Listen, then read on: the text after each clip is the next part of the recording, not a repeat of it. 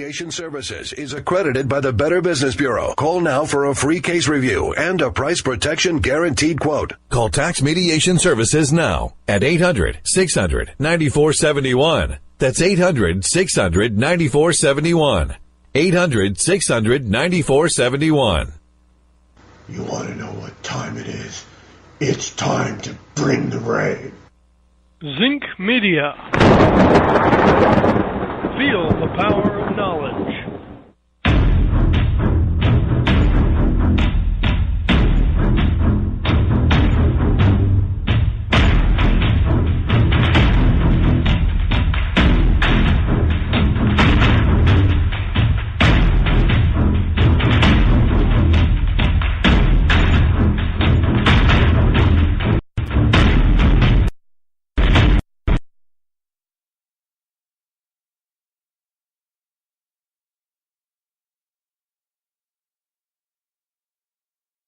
Morning is 603-672-0573. I have a confession to make.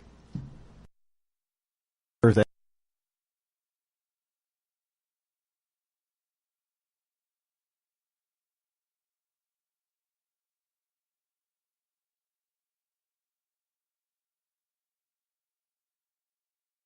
Pretty nice. Unfortunately, Hampton Beach is usually overcrowded.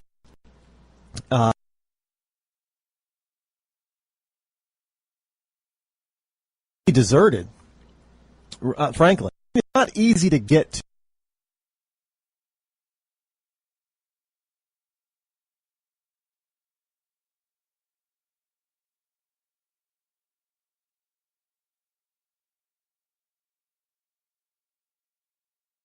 This morning, folks, is 603-672-0573.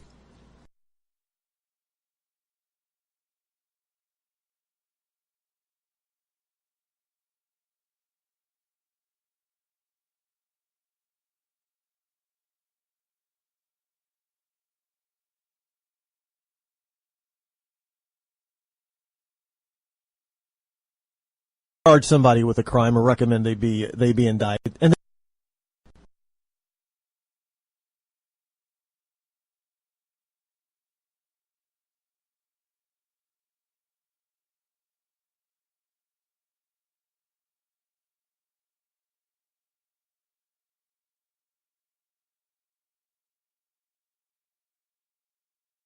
look what Hillary did, or look what Bill did, or look what, if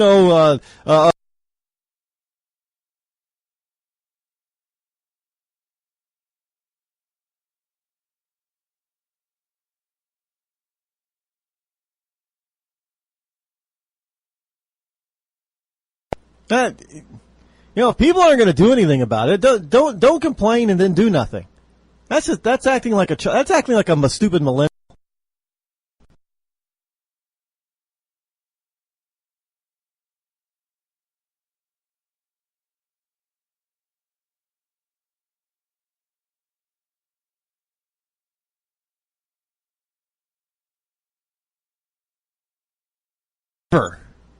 Has a third party ever won a major, over the last 100 years, a major race?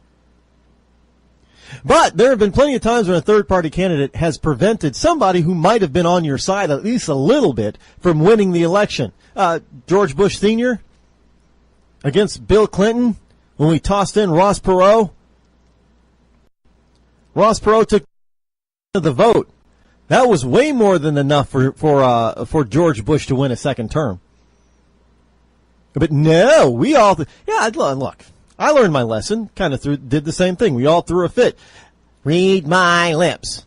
No new taxes. Well, we had to have new taxes, and then we all had a hissy fit, and we elected Bill Clinton. How did that work out for us? But we haven't learned our lesson. Oh no, hell no, we haven't learned our lesson. No, not only did we give Bill Clinton, a single term, we gave him two. And not only did we give him two, now we want to give his wife one.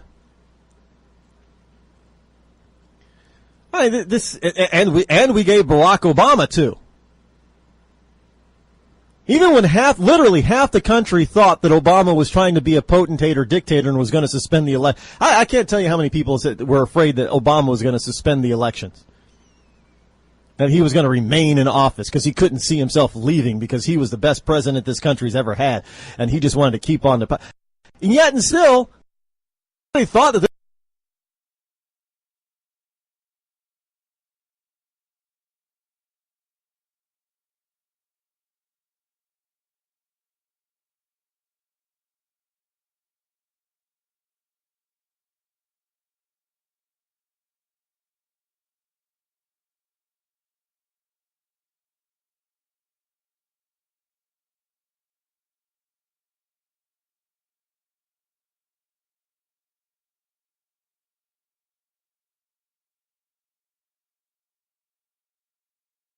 going to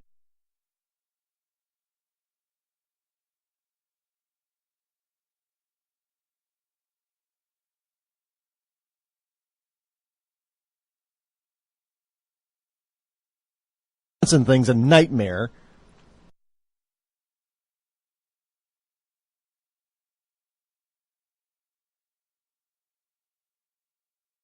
Do you think the Green Party has an effect in the Democrat Party? No, he can barely even get 2%.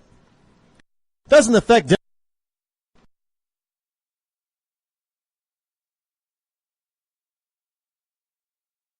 Party. Yes, I am. Because right now,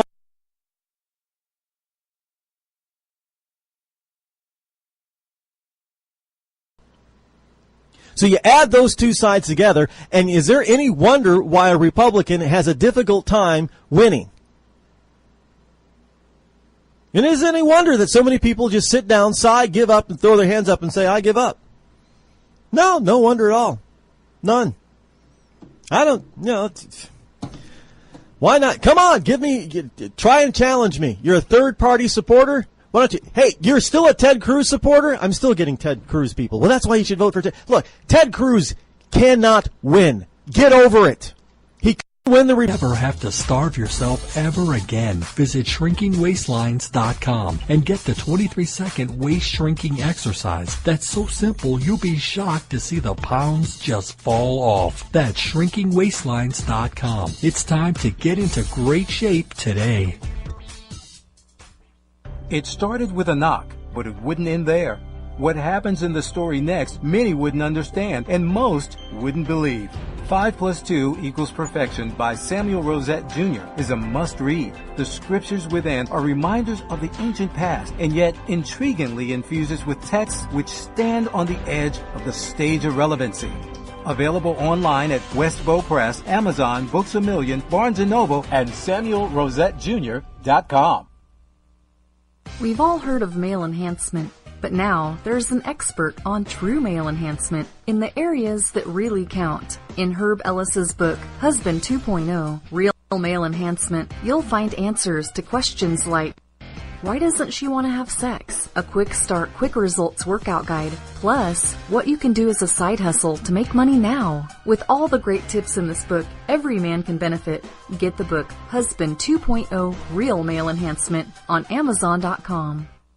How would you love to have your very own money-making website? Well, now you can. Just visit onlinehealthsource.net and become an affiliate, promoting and selling some of today's hottest new products, like anti-aging creams, supplements for him or her, HGH products, weight loss supplements, and much, much more. That's onlinehealthsource.net, offering you the chance to earn great money online, promoting products that everyone wants. Onlinehealthsource.net. Sign up today and start your own online business right now.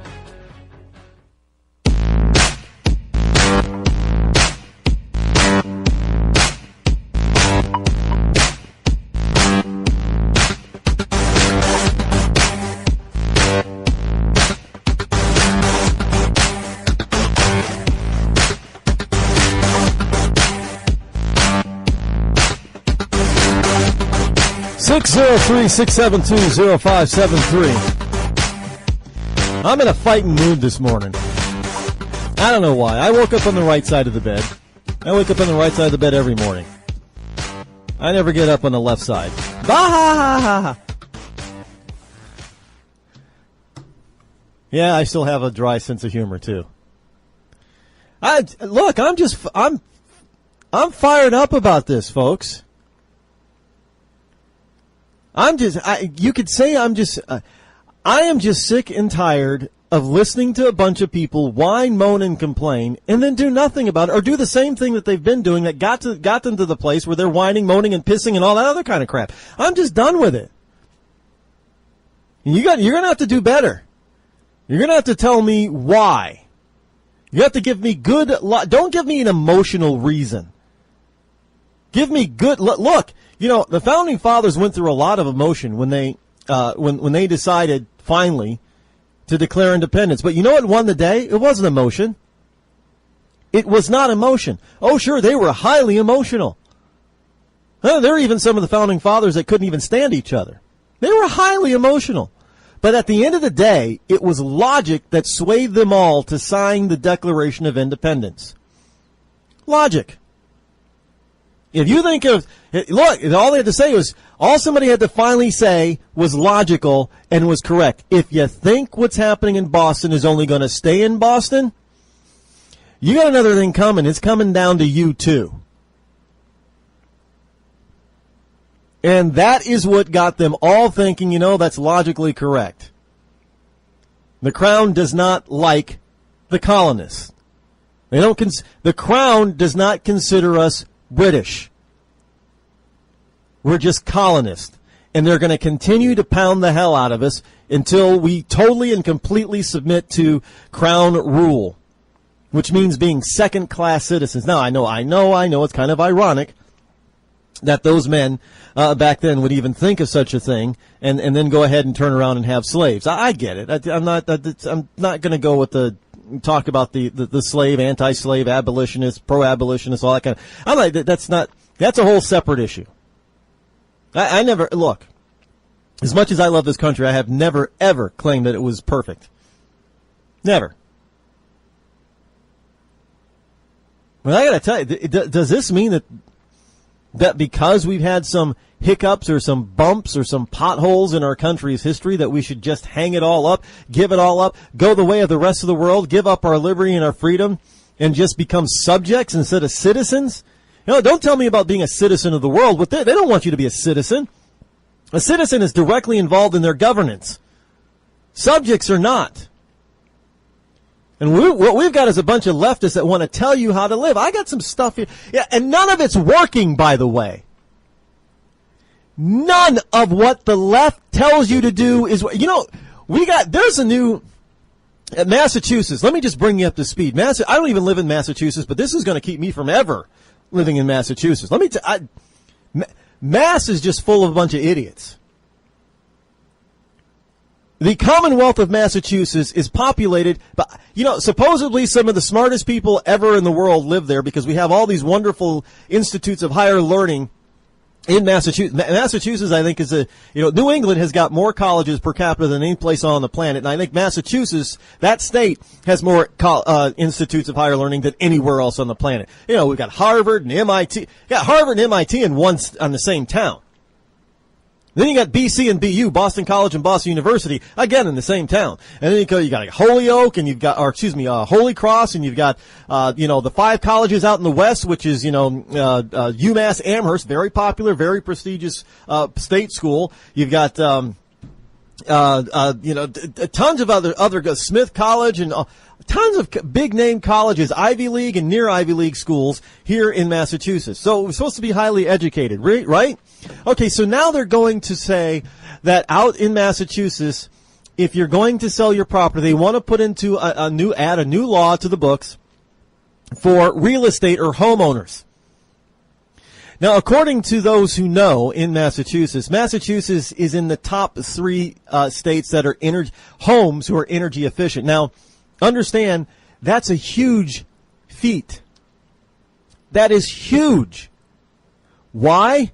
Because Massachusetts also has one of the 3 oldest home stocks. Now, that makes sense, considering that there are a lot of homes in Massachusetts that were built in the 1600s, 1700s, and 1800s that are still standing and being occupied today. They've got an old inventory. But the law is saying that they're going to have to get an energy audit and pass an energy audit before they sell their home.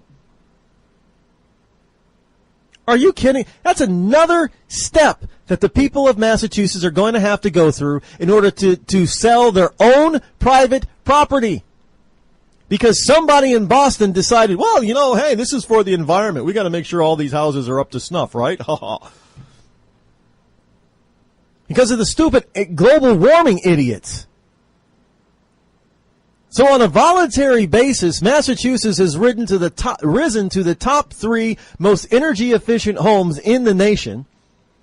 At the same time, while having, one of the nation's oldest home inventory. And you got a bunch of jackasses on Beacon Hill who want to force everybody into getting energy audits before they can sell their. So it's another expense and another law and another delay, because how long do you think it's going to take before people can come out there and give these people their energy audits? It could take months. So you want to sell your house in January? Oh, Ben, if you want to sell your house in the summer, I guess, the springtime and early summer when housing is really booming. Well, let me tell you something. You better get, a year early. Get started on that one. Just saying. Hi, this is Matt Legore. Listen to me Fridays 4 to 5 p.m. on WLMW 90.7. We'll be talking about entrepreneurship, personal growth, business, or anything else inspiring. See you then. Hello, this is Dr. Roger Gosselin of the Dr. Roger Gosselin Health and Wealth Show. Make sure to tune in Thursdays at 5 o'clock right here at 90.7 FM WLMW to find out more about what the drug companies don't want you to know.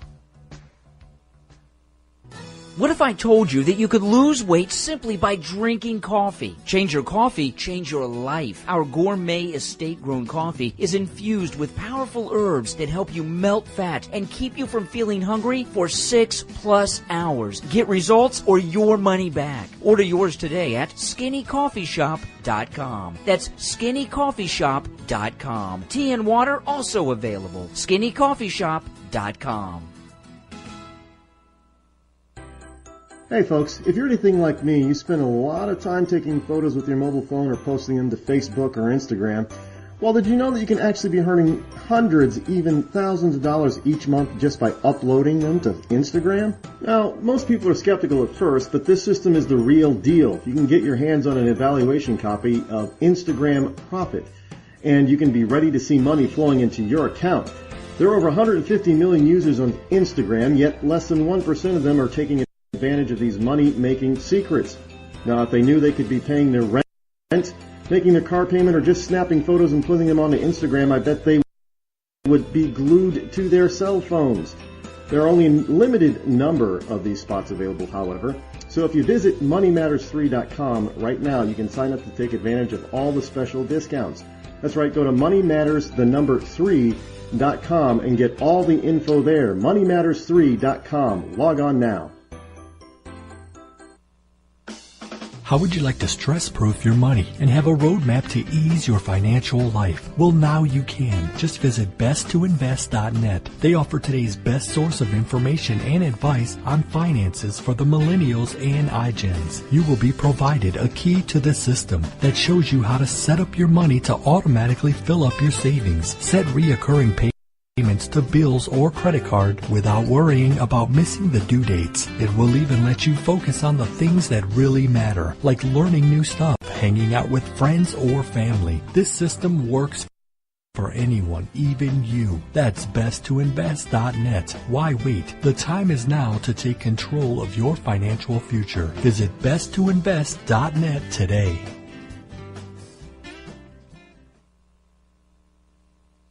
Tired of paying outrageous prices for Viagra? Well, we have great news for you. Now you can finally get Viagra at huge discounts. Healthy Man allows you to save up to $500 on Viagra. Why pay U.S. pharmacy prices of $15 per pill or more when you can get Viagra for less than $3 a pill? Call today and get 40 Viagra pills for only $99. This can cost as much as $600 at your local pharmacy. You can't afford not to call us. If you want Viagra at the lowest prices, never pay $15 $16 a pill pharmacy prices again. Get Viagra for less than $3 a pill. Call 800-595-2614 today and save up to $500 and get 40 pills for just $99. Healthy Man is fast, easy, and affordable. Operators are waiting at 595-2614 to take your call now. Call 800-595-2614. That's 800-595-2614. Again, 800-595-2614.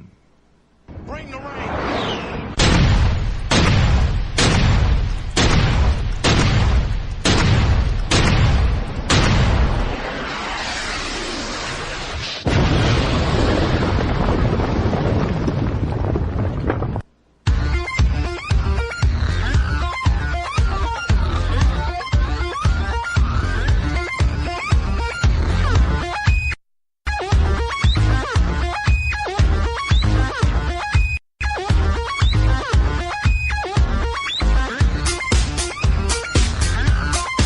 603-672-0573 is the number to call should you wish to join me here on the Rod Eccles Show. Yeah, I'm a little bit fired up this morning. Before I get to the next very hot topic, I just want to bring up something that's, well, it's a hot topic too, but it's a different kind of hot. Just bringing a little bit of levity in the middle of this hot topic stuff, because it's important to, you ever watch a serious movie? Something that's very heavy. It could be a dramatic movie, or it could be like a horror movie or something. Something that's got a lot of heaviness to it, or a lot of intensity. And there's always a moment or two in the movie that they give just a little bit of relief. It usually comes in the form of a little bit of comedy. Well, this is my contribution to that cinematography type of rule, is give people a little bit, except if you are,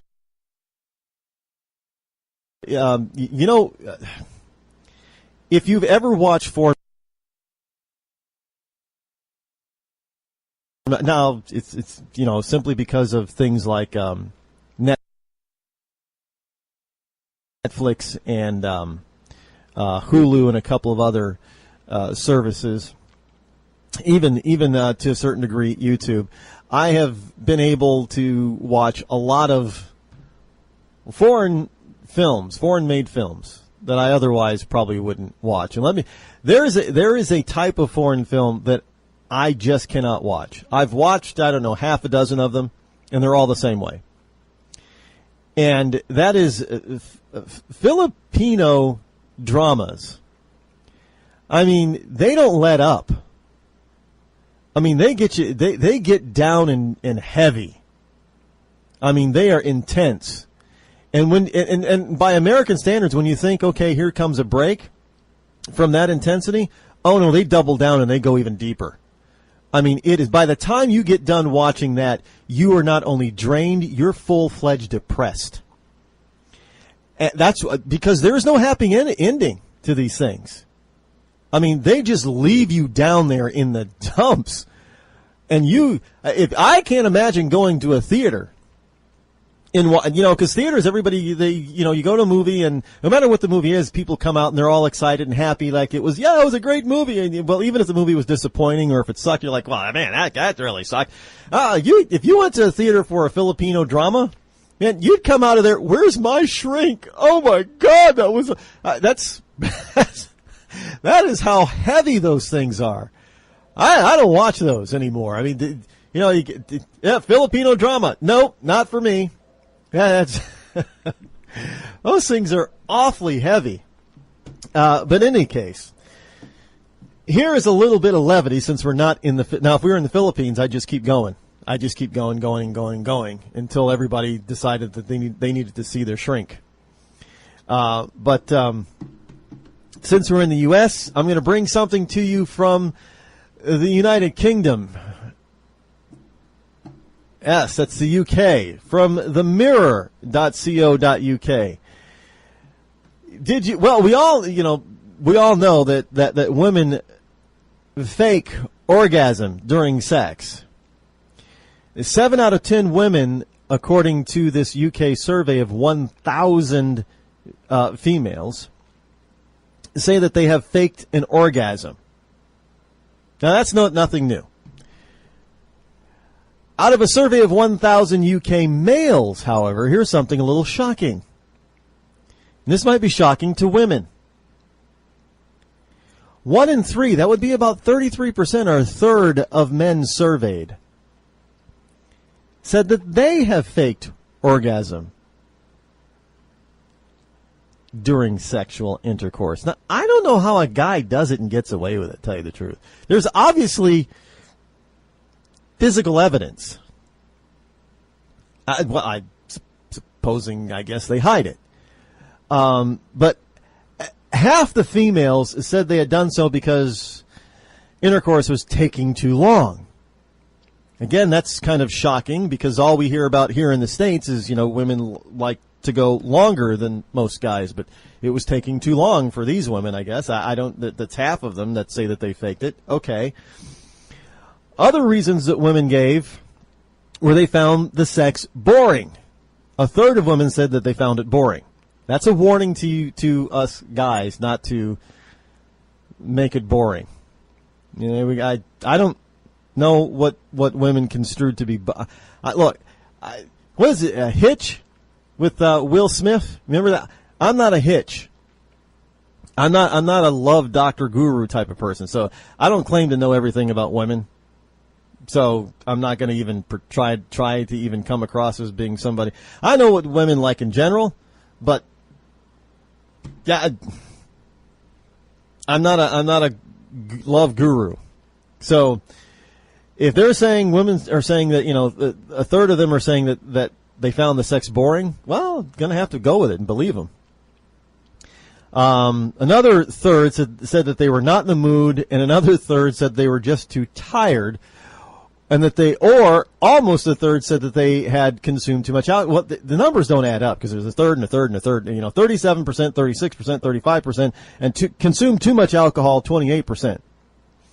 That's over 100%, by the way, for those of you in Rush Limbaugh's Rio Linda. Their partner was new and could not satisfy them. That was 16% said that. They didn't, their partner was new and didn't know what they liked. Or that they generally struggle to climax through intercourse, 15%. That's a big problem for some women, by the way. They have troubles doing that. But sparing a partner's feelings was the main reason men fake it.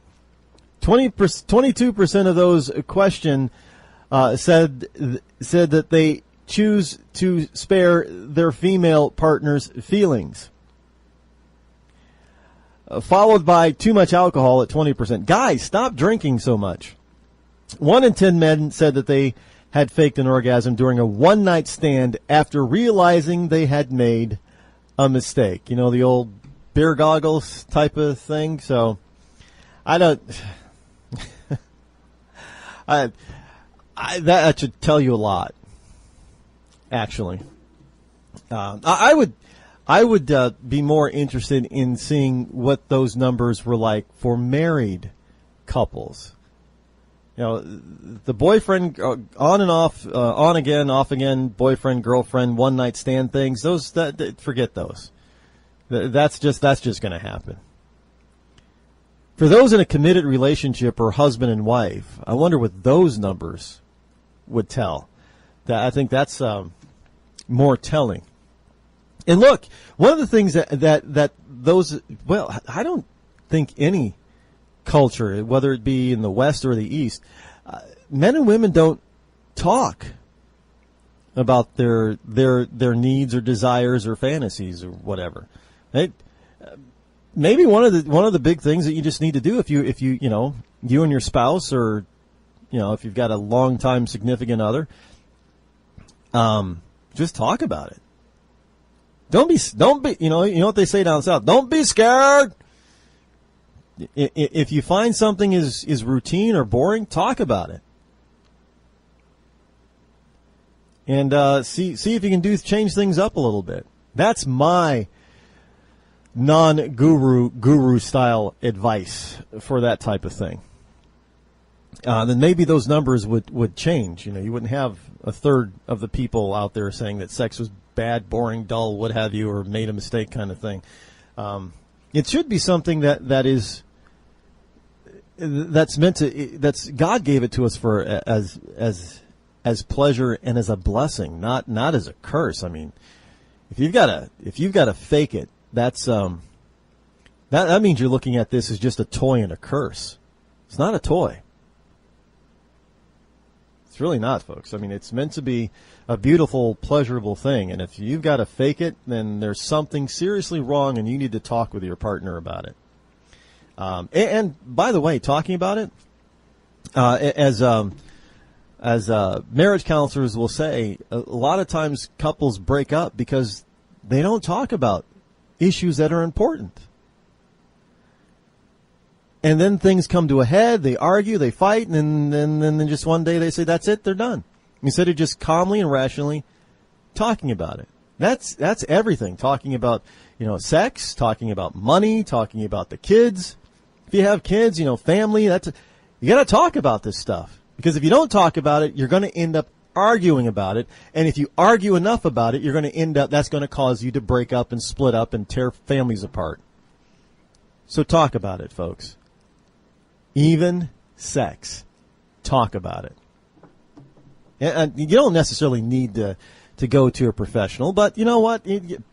I say find yourself a good God-believing, God-fearing minister if you need to, and talk and have a conversation together with that person. Trust me, it's a lot cheaper than divorce. And guys, I know guys always feel like, like their manhood is being questioned if they have to talk about sex, or if their woman questions what they're doing in bed. Get over yourself. You are not God's gift to women. I'm just going to point that out there right now. I don't care who you are, guy. You are not God's gift to women. Just there's nothing wrong. Look, your wife or your girlfriend should be your wife. They're a human being too. And there's nothing written anywhere that a man's supposed to know automatically what every woman wants. Give me a break. You want to talk about the height of arrogance that you can satisfy any woman out there? Give me a break. Don't be a jackass. Talk about it. And don't be so embarrassed about it. There's nothing wrong with that at all. In fact, a lot of people find it fun to talk about stuff like that. Try it. You might like it, actually. But with your wife, not with a mistress, or what do they call it? A guy. Well, a mistress is the woman that a married man has. What is the what do you call the guy that a married woman is having an affair with? The woman is a mistress. I don't know what the guy is called.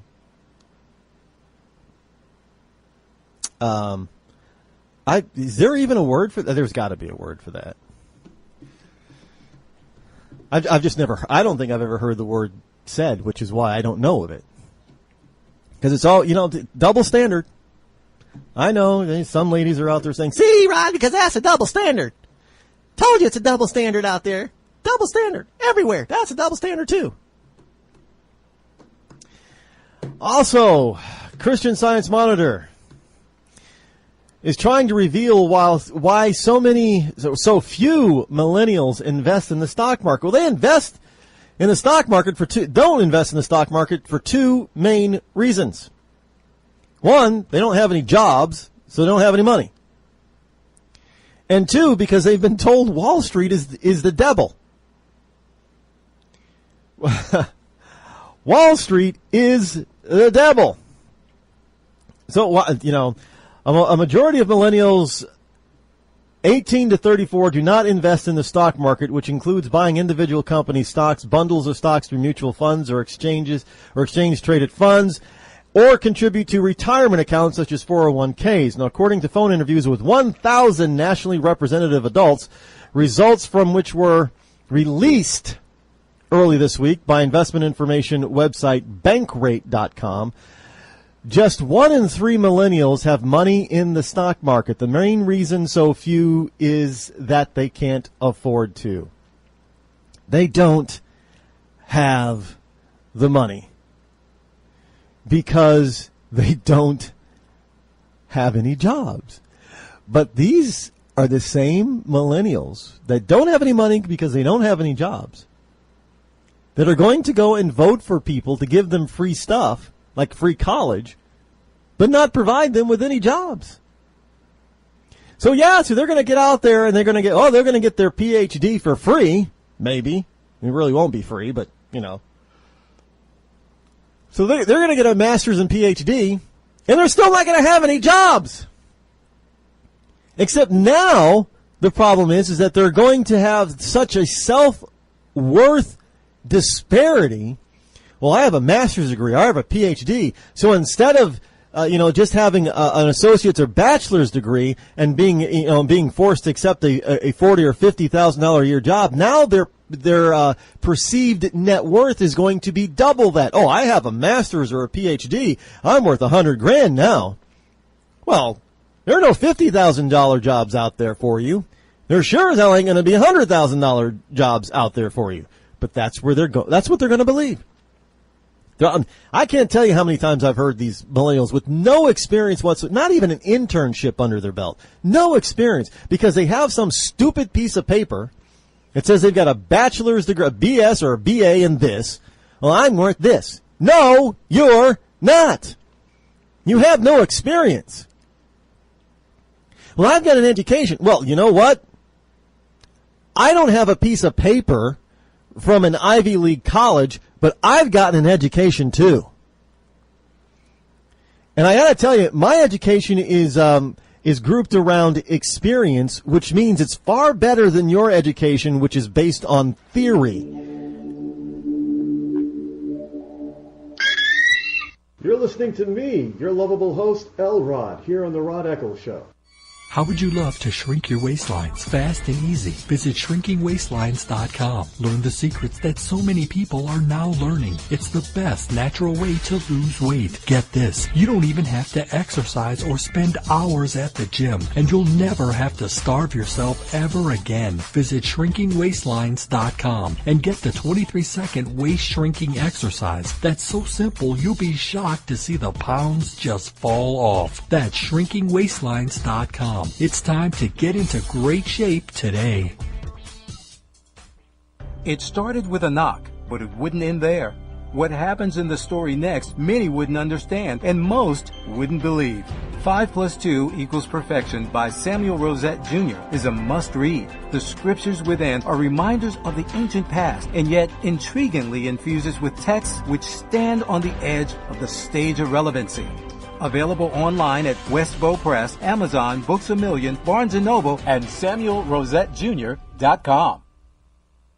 We've all heard of male enhancement, but now there's an expert on true male enhancement in the areas that really count. In Herb Ellis's book, Husband 2.0, Real Male Enhancement, you'll find answers to questions like, why doesn't she want to have sex? A quick start, quick results workout guide. Plus, what you can do as a side hustle to make money now. With all the great tips in this book, every man can benefit. Get the book, Husband 2.0, Real Male Enhancement, on Amazon.com. How would you love to have your very own money-making website? Well, now you can. Just visit onlinehealthsource.net and become an affiliate, promoting and selling some of today's hottest new products, like anti-aging creams, supplements for him or her, HGH products, weight loss supplements, and much, much more. That's onlinehealthsource.net, offering you the chance to earn great money online, promoting products that everyone wants. Onlinehealthsource.net. Sign up today and start your own online business right now.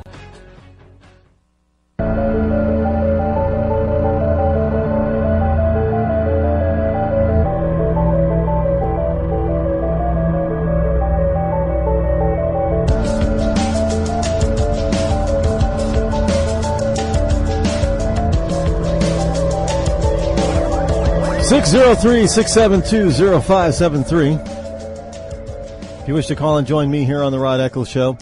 I'm not going to get into it this time around, but in the next hour, well, I guess I can start it now. I will just carry it over into the next hour. There has been a rash. No, oh, what the hell? Just going to go diving into it. Now, first of all, I want people to understand, I am a firm believer in law and order. Now, let me preface that by saying constitutional law and order. Because there's a lot of laws in the books that I do not stand behind because I believe that they're anti-constitutional. And I hold a lot of, as we like to call them, law enforcement officers to task for trying to uphold these unconstitutional laws. Now, their first duty is to uphold the Constitution, not to uphold the law. Not to uphold these laws that violate the Constitution. And we can see that a number of these laws, on purpose, put police officers at the opposite end of the spectrum of citizens. Now, let me give you an example. And understand, I have a lot of friends who are police officers. Look, I know a couple of FBI agents. I know a number of state troopers, both here and in Massachusetts and even in New York State. So I think I have a friend. I think I had somebody I went to high school with that's an Illinois state trooper. We were good. I haven't spoken to him in a long time, but I do remember the last class reunion that I went to. He was talking about, we were friends in high school, pretty good friends, talking about being a trooper in Illinois. I don't know why the hell he moved to Illinois and didn't become a trooper out there. I don't know, but he's a trooper out there. And I know quite a few what we call townies or local cops. And I got to tell you, except for one instance in New York State a long time ago, except for this one instance, I have never had a bad experience with a state trooper. I mean, sure, they're not perfect and they've done some stupid things. I agree, yeah. Even in Massachusetts, I got pulled over once. I never should have been pulled over because they were doing something because I know my rights. When I question him on it, he kind of stuttered. Got you, trooper. You know you did something wrong. But he wasn't mean or belligerent about it.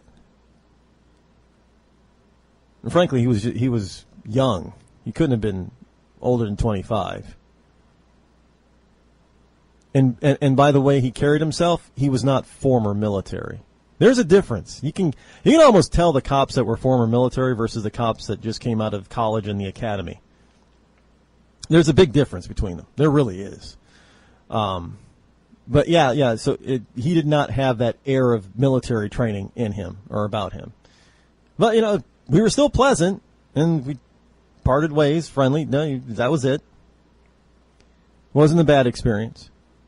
So except for that one time in New York, upper New York State, I've never had a bad experience with a trooper.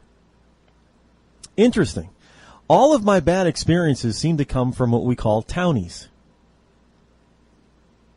Now, do troopers get more extensive training than city and town cops? That's highly possible. Could be that that the state trooper level has a much higher criteria. I think that's really the case. They have a much higher criteria to become a trooper, or in some states they call them state patrol, or like in California, highway patrol. Basically state police. I don't know why there's such a stark difference. Now, some other people may have different experience. Like I've never had run-ins with Southern state police. I don't, personally myself, if I go south the Mason-Dixon line while driving, I don't mess around. I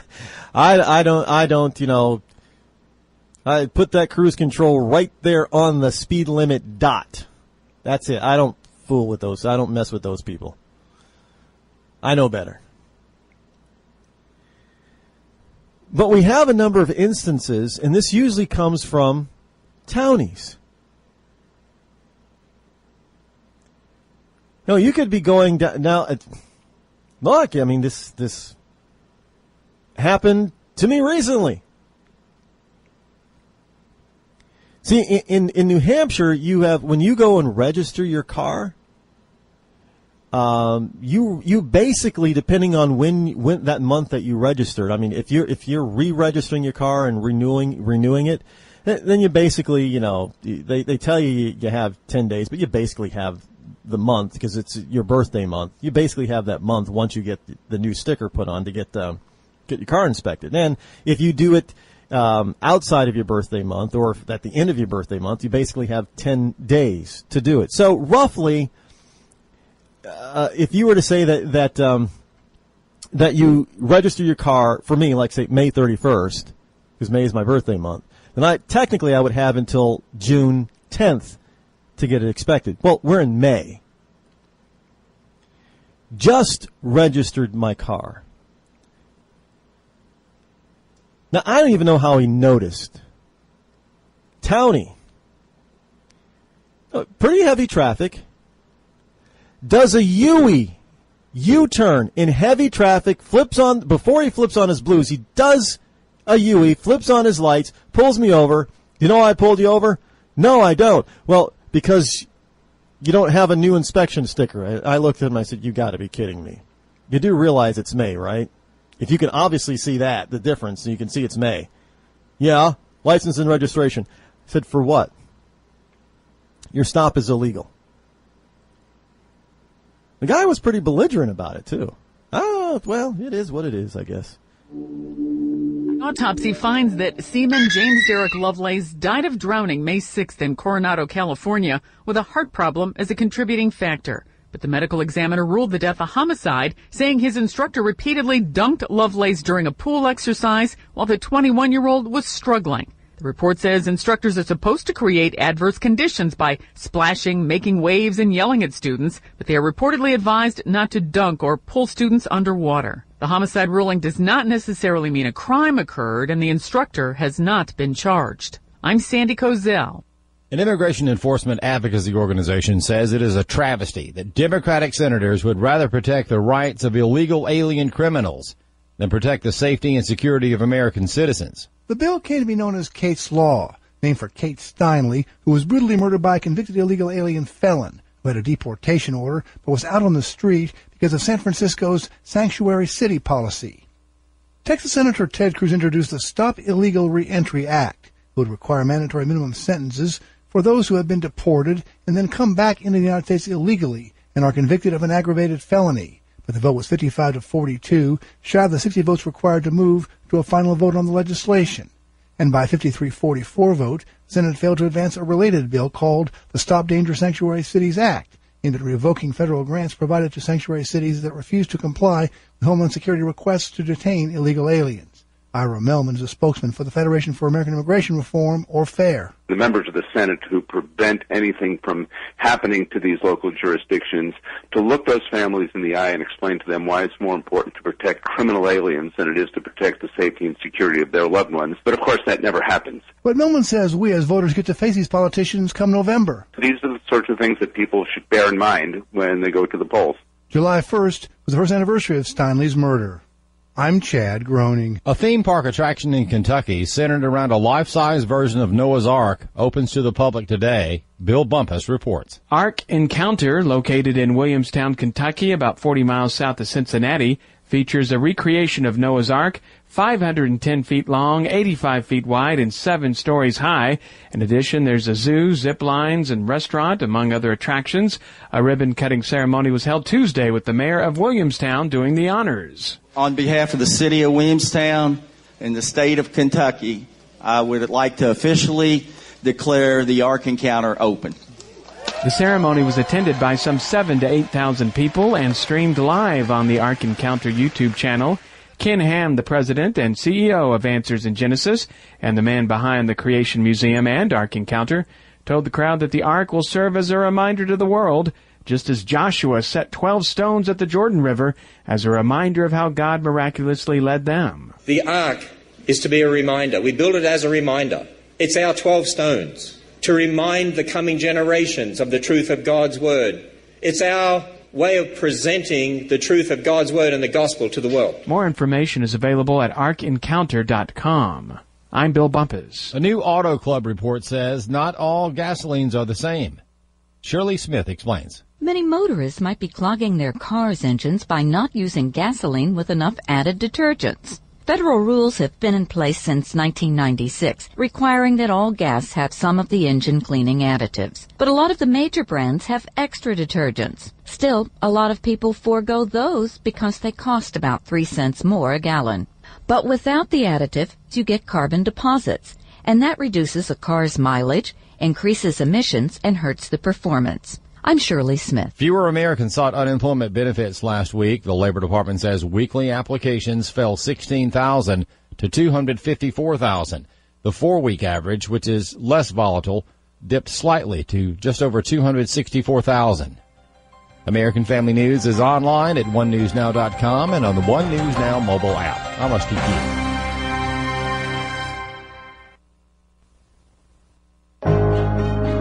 The Decision America Tour with Franklin Graham. I'm traveling to all 50 states to hold prayer rallies. We're asking Christians to take a stand and pray and engage in your community by living and sharing your faith at home, in public, and at the ballot box. And I'm going to be sharing the gospel. You'll find rally dates and locations, plus information on how you can be involved at DecisionAmericaTour.com. Now is the time to take a stand. American Family Radio. With tax problems, listen carefully. Do you feel like you're losing control over your finances? If you owe over $10,000 in back taxes or have unfiled tax returns, we can help you take back control. The IRS is the largest and most aggressive collection agency in the world, and they can seize your bank account, garnish your paycheck, close your business, and file criminal charges. Take control of your tax problems now by calling the experts at Tax Mediation Services and take advantage of the Fresh Start program and new laws that may allow us to negotiate a settlement for the lowest amount possible. Our team of tax attorneys and enrolled agents can stop collections and get you protected so you can take control of your financial future. Tax Mediation Services is accredited by the Better Business Bureau. Call now for a free case review and a price protection guaranteed quote. Call Tax Mediation Services now at 800-600-9471. That's 800-600-9471. 800-600-9471. You want to know what time it is? It's time to bring the rain. Zinc Media. Feel the power of knowledge.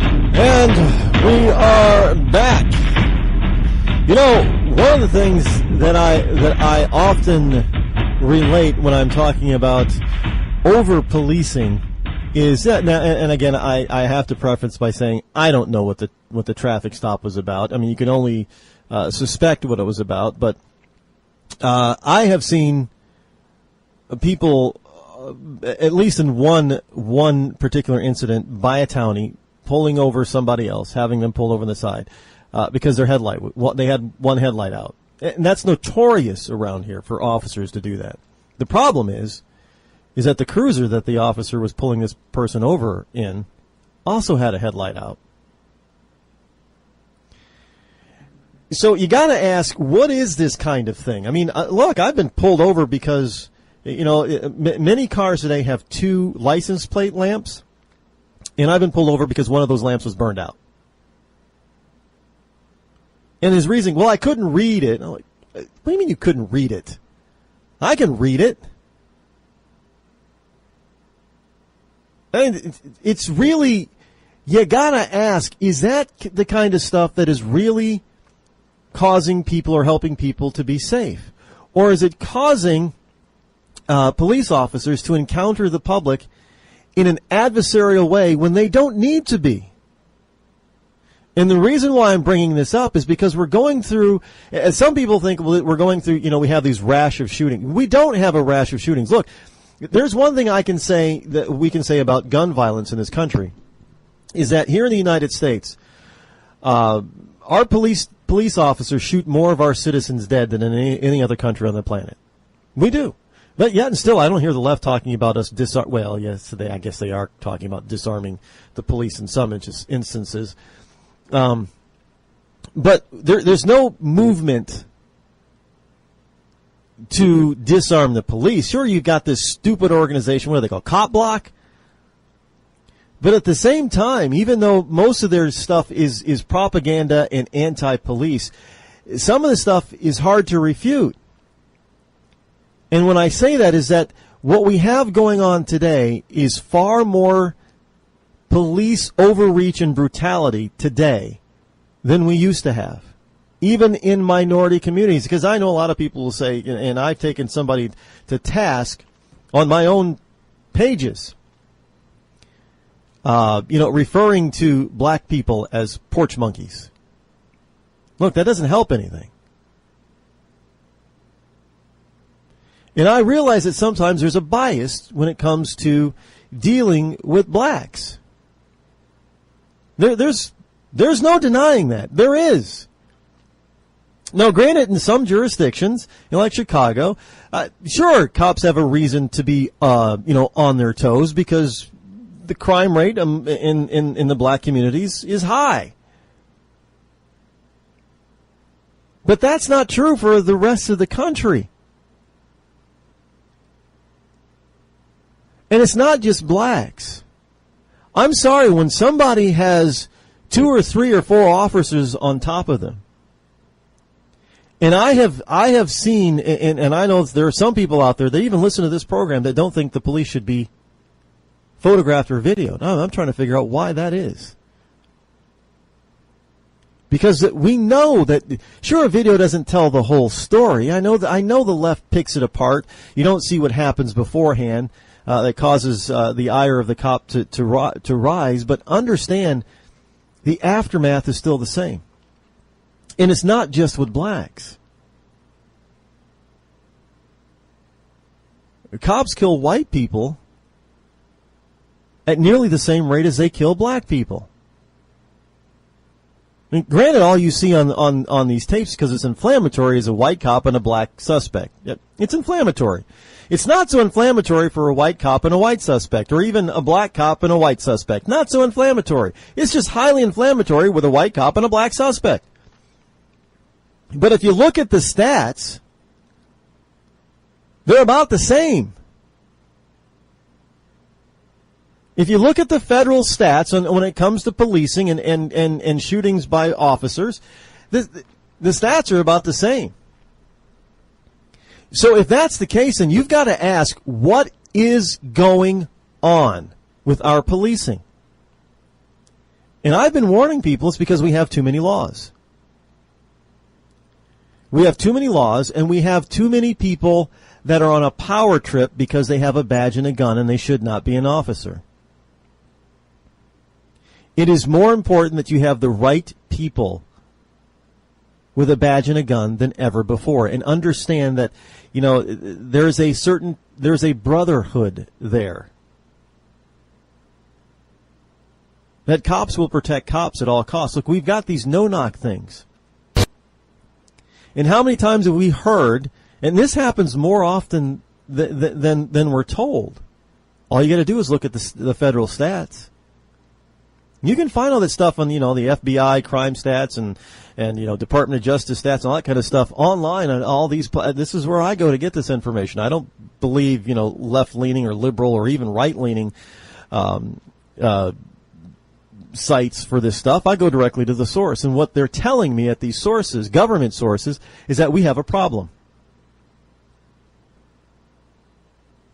Was it Indiana has enacted, I think Kentucky has enacted laws that the citizenry has a right to shoot back and even kill a police officer if the police officer is in the wrong. Now, I'm not saying I advocate that, but like I tell everybody, look, I'm a human being, and I have every right to defend my life from anybody. I don't care who that other person is. I have a right to defend my life. If I am not in the act or being pursued because of real criminal activity, I have a right to protect myself and my property. If there is a no-knock, they come busting through my door, and it's the wrong house, I have every right. I don't know who you are. I have every right to defend myself. Because far too often we have seen in these no-knock situations where innocent people and or their pets have been killed. So this whole notion that some people say, well, if you don't do anything wrong, you won't have any interaction with the police. That's a lie. And they know it's a lie.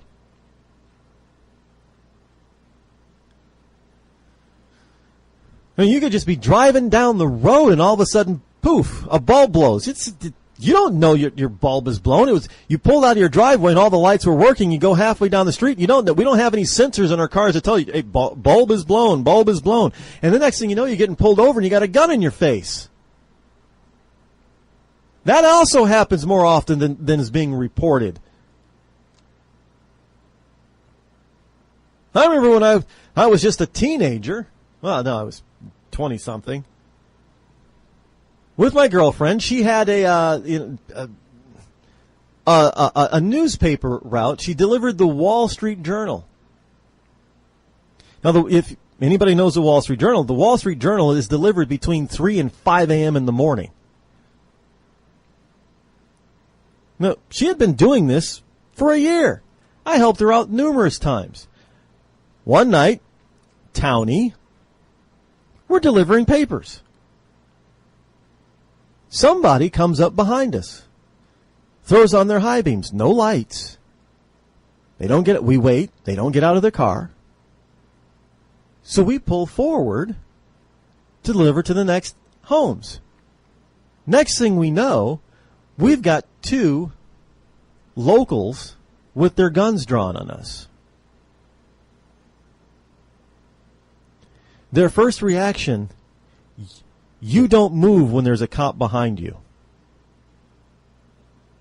Excuse me? Well, first of all, we couldn't tell who you were because you had brights on, and we sat there for a good couple of minutes. Nobody did or said anything, heard nothing from you. We didn't know what you were doing.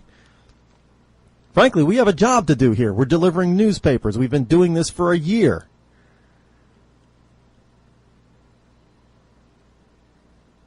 So again, I ask you, you're going about your daily business. Next thing you know, there's a gun in your face. What do? A lot of people say, well, you comply. Well, we can see in video clearly sometimes when people are complying.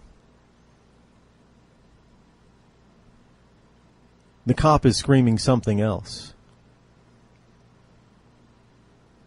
Person is on the ground. Cop is still yelling, get on the ground, get on the ground. Person has both their hands behind them and they're cuffed. And the cop keeps screaming, stop resisting, and the person is just looking like surprised. Resisting what?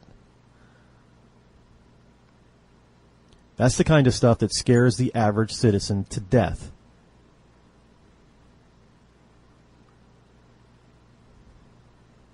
And I'm telling you, this kind of nonsense has got to stop. We need to start rolling back these laws that put the police in such an adversarial position with the regular citizenry. And then we need to do a better screening job and better training job of the officers out there. Again, I've said, I haven't had a bad run-in with a state trooper. Maybe it's because state troopers, at least in the states that I'm familiar with, get more and more extensive training than the locals. Maybe that's what we need. Well, that's going to cost money, Rod. These small towns I understand. But when you're looking at the vast majority of fatal shootings happening to both blacks and whites in this country are coming from what we call townies or locals, you've got a problem with your local police department. Look, your troopers, they interact with the public probably even more often on an individual basis than a townie, because that's what they're tasked to do. And yet they seem to have far less problems based on the statistics.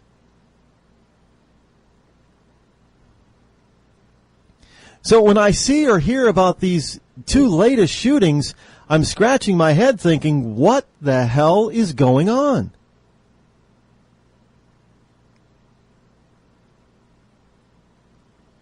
Now, sure, we can say, well, this and this, but the problem is that if everything's on the up and up, why do we have in these situations so often?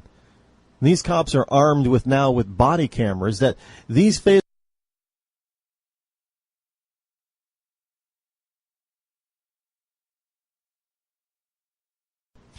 A little strange.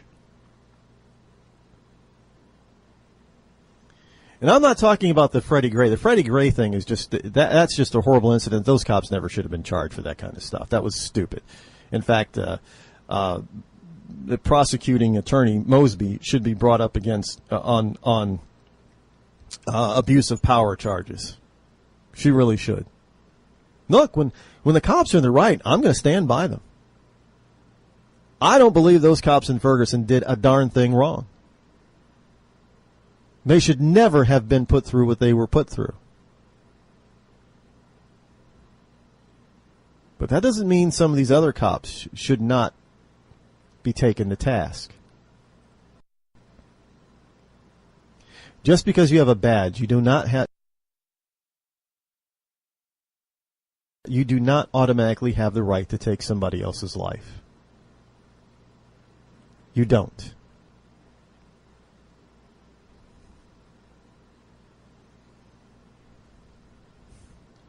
And I, for one, am not going to stand by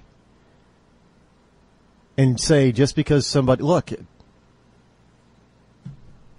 one of the things that at least one of my friends has had to do, that is a state trooper, is he's actually had to arrest another cop because that cop broke the law.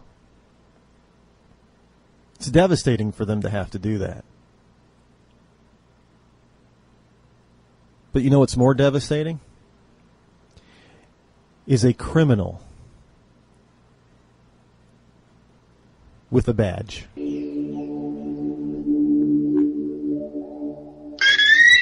You're listening to me, your lovable host, Rod, here on the Rod Eccles Show.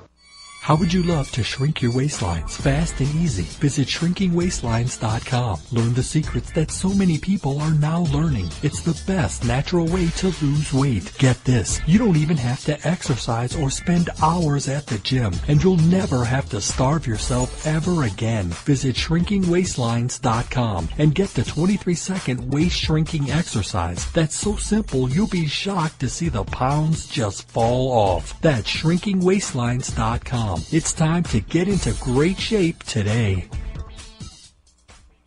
It started with a knock, but it wouldn't end there. What happens in the story next, many wouldn't understand, and most wouldn't believe. 5 + 2 = Perfection by Samuel Rosette Jr. is a must-read. The scriptures within are reminders of the ancient past, and yet intriguingly infuses with texts which stand on the edge of the stage of relevancy. Available online at Westbow Press, Amazon, Books A Million, Barnes & Noble, and SamuelRosetteJr.com. We've all heard of male enhancement, but now there's an expert on true male enhancement in the areas that really count. In Herb Ellis's book, Husband 2.0, Real Male Enhancement, you'll find answers to questions like, why doesn't she want to have sex? A quick start, quick results workout guide, plus what you can do as a side hustle to make money now. With all the great tips in this book, every man can benefit. Get the book, Husband 2.0, Real Male Enhancement, on Amazon.com. How would you love to have your very own money-making website. Well, now you can. Just visit onlinehealthsource.net.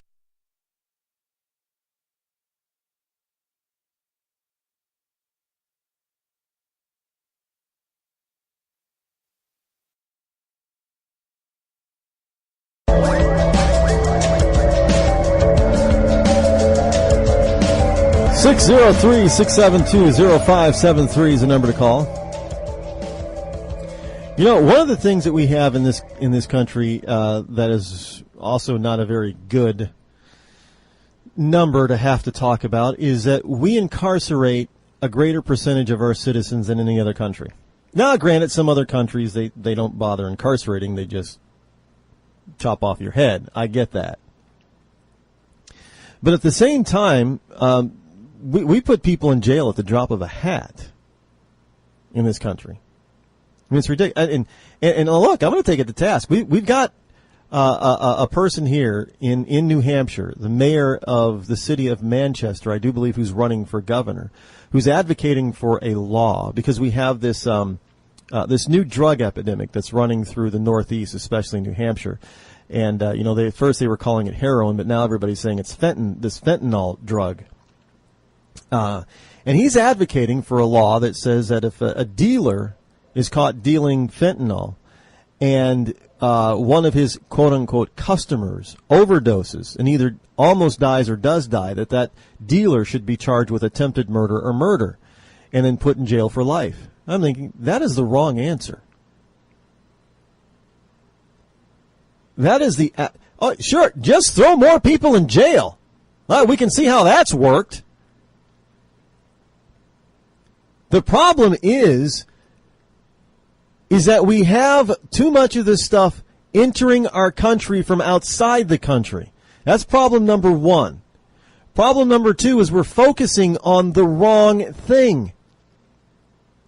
You don't put users in jail. Because that's what happens a lot. Well, that'll get them clean if they go to jail. No, that's a ridiculous notion. So throw them in jail so you can get them clean. I mean, they haven't committed any crime other than taking a drug, getting addicted to a controlled substance. Ooh, yeah, that's a jailable offense, all right. Why do we do that as a nation and think that that's okay? Why is it that the first thing that we want to do to somebody or something when they do something that we don't think that they should be doing, or that we as this quote-unquote society don't like, which really happens to be, the elitists, and no, I'm not advocating that people should be able to take illegal drugs, but why is it the first notion out of these people is to put people in jail for longer and longer periods of time?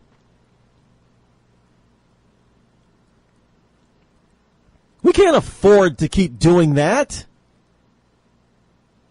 Yes, you put real criminals behind bars and you make the sentences equivalent to their crime. And you don't have anybody who can skirt the law and get out of it.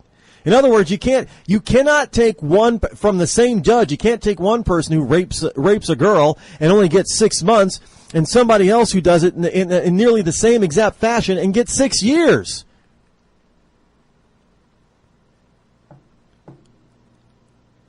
And this is insane. And you don't have some 18-year-old who's been dating his high school girlfriend since he was 14 years old, and all of a sudden say he's a sexual predator. Yeah, that's happened more often than people want to acknowledge as well.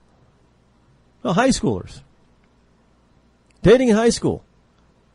You got the boy, usually, very close in age, 1 or 2 years apart. And all of a sudden, because it's high school, the kid turns, is a high school senior, turns 18, but his girlfriend is still 16. Maybe they met when she was a freshman, and he was a junior or something. And now she's like 16, about to turn 17, and he just turns 18, and whoop, there you go. Parents don't like the kid for some reason. Next thing you know, the 18-year-old high school senior is now up on sexual, predatory, child rape charges. Was he supposed to break up with her and stop going out with her simply because he had his 18th birthday while he's still in high school? And these are the people that we want to throw in jail. And yet the real criminals, they seem to get off light. We throw the book at those who should not even be close to jail and let those be other people off.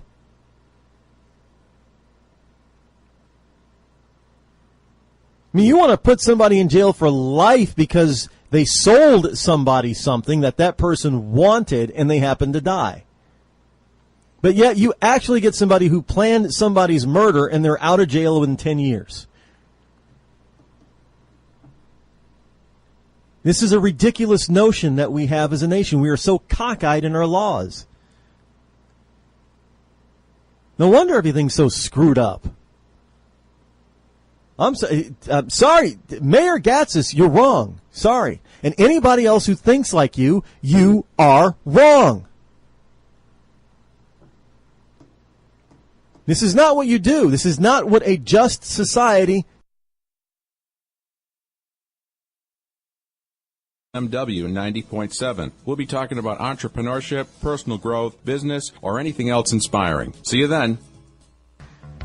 Hello, this is Dr. Roger Gosselin of the Dr. Roger Gosselin Health and Wealth Show. Make sure to tune in Thursdays at 5 o'clock right here at 90.7 FM WLMW to find out more about what the drug companies don't want you to know. What if I told you that you could lose weight simply by drinking coffee? Change your coffee, change your life. Our gourmet estate-grown coffee is infused with powerful herbs that help you melt fat and keep you from feeling hungry for 6+ hours. Get results or your money back. Order yours today at skinnycoffeeshop.com. That's skinnycoffeeshop.com. Tea and water also available. skinnycoffeeshop.com. Hey folks, if you're anything like me, you spend a lot of time taking photos with your mobile phone or posting them to Facebook or Instagram. Well, did you know that you can actually be earning hundreds, even thousands of dollars each month just by uploading them to Instagram? Now, most people are skeptical at first, but this system is the real deal. You can get your hands on an evaluation copy of Instagram Profit, and you can be ready to see money flowing into your account. There are over 150 million users on Instagram, yet less than 1% of them are taking advantage of these money-making secrets. Now, if they knew they could be paying their rent, making their car payment, or just snapping photos and putting them onto Instagram, I bet they would be glued to their cell phones. There are only a limited number of these spots available, however. So if you visit moneymatters3.com right now, you can sign up to take advantage of all the special discounts. That's right, go to moneymatters3.com and get all the info there. moneymatters3.com. Log on now. How would you like to stress-proof your money and have a roadmap to ease your financial life? Well, now you can. Just visit besttoinvest.net. They offer today's best source of information and advice on finances for the millennials and iGens. You will be provided a key to the system that shows you how to set up your money to automatically fill up your savings, set reoccurring payments to bills or credit card without worrying about missing the due dates. It will even let you focus on the things that really matter, like learning new stuff, hanging out with friends or family. This system works for anyone, even you. That's besttoinvest.net. Why wait? The time is now to take control of your financial future. Visit besttoinvest.net today. Tired of paying outrageous prices for Viagra? Well, we have great news for you. Now you can finally get Viagra at huge discounts. Healthy Man allows you to save up to $500 on Viagra. Why pay U.S. pharmacy prices of $15 per pill or more when you can get Viagra for less than $3 a pill? Call today and get 40 Viagra pills for only $99. This can cost as much as $600 at your local pharmacy. You can't afford not to call us. If you want Viagra at the lowest prices, never pay $15 $15 a pill pharmacy prices again. Get Viagra for less than $3 a pill. Call 800-595-2614 today and save up to $500 and get 40 pills for just $99. Healthy Man is fast, easy, and affordable. Operators are waiting at 595-2614 to take your call now. Call 800-595-2614. That's 800-595-2614. Again, 800-595-2614. Bring the rain.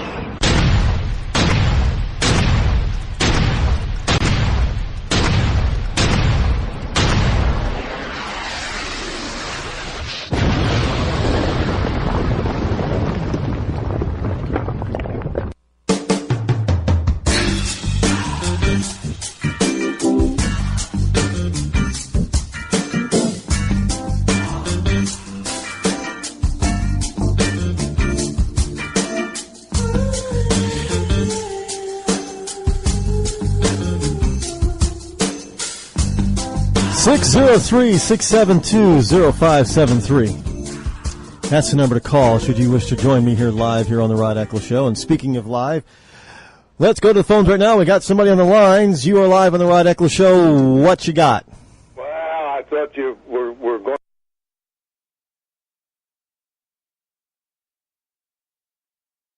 to go into some reggae there, man. I was waiting for the beat to happen, but it I had so much respect for him. A lot of people did. Huh, what's that, bud? A lot of people did. I mean, there are a lot of people that were surprised by his decision not to recommend. They thought he was going to recommend, and that Loretta Lynch would just ignore the recommendation. Exactly. You know, and then when you really go to searching about his background and the fact that he was a U.S. attorney when we had a DEA informant participating in murders south of the border, and he was aware of it. I mean, it's just an HSBC, a money laundering operation. 2016. The calling number. Remember when I was telling you about Nuganhan Bank and BCCI and so on and so forth? Somebody's always willing to step into the breach and get this money laundered because it has to be done. It has to be made right. And we have criminals running our government. The FBI, if he is the leader, is the biggest mob in the nation. I hate to say it, but this is tarnishing the reputation of the FBI, and you've got a lot of good agents out there that are being dragged down because of this, and I'm not going to. It's no problem for them to create a DEA task force and elevate some local police to it so that they can take on new talent, because it's obviously been subverted. And I've watched it. I've been involved where they've actually trampled on my Fourth Amendment rights, and so on and so forth, just because they had a feeling, not that they had any proof, but they just felt as though it might have been something. And the fact is that these people have constructed jails, and we have so many jails and prisons that we have to have contractors build it, and we have a whole industry that's locking up people who have no way of keeping the weight of the government off of them. Absolutely. There was what was it just recently? It's in my paper pile here somewhere. A judge was recently given 28 years for a conspiracy to lock up juveniles that should not have been locked up. No doubt. He was just. If you are not the elite, you're screwed. And if you're screwed in the courts today, you will be screwed in the streets tomorrow. I am a strong law and order kind of guy. But I'm talking about constitution. That's America, right? Yeah. I'm talking about constitutional law, not these haphazard crap laws that we seem to be getting on a daily basis. Oh, and the fact is that the Republicans, when they say, well, George Bush should have won when you were saying about Perot getting into the race. Well, Perot knew what George Bush was. It didn't take much tickling from Bill Clinton to get Perot to do what he wants. And Perot knew about this stuff going through Arkansas, too. Perot was a hero, and he said a lot of good things.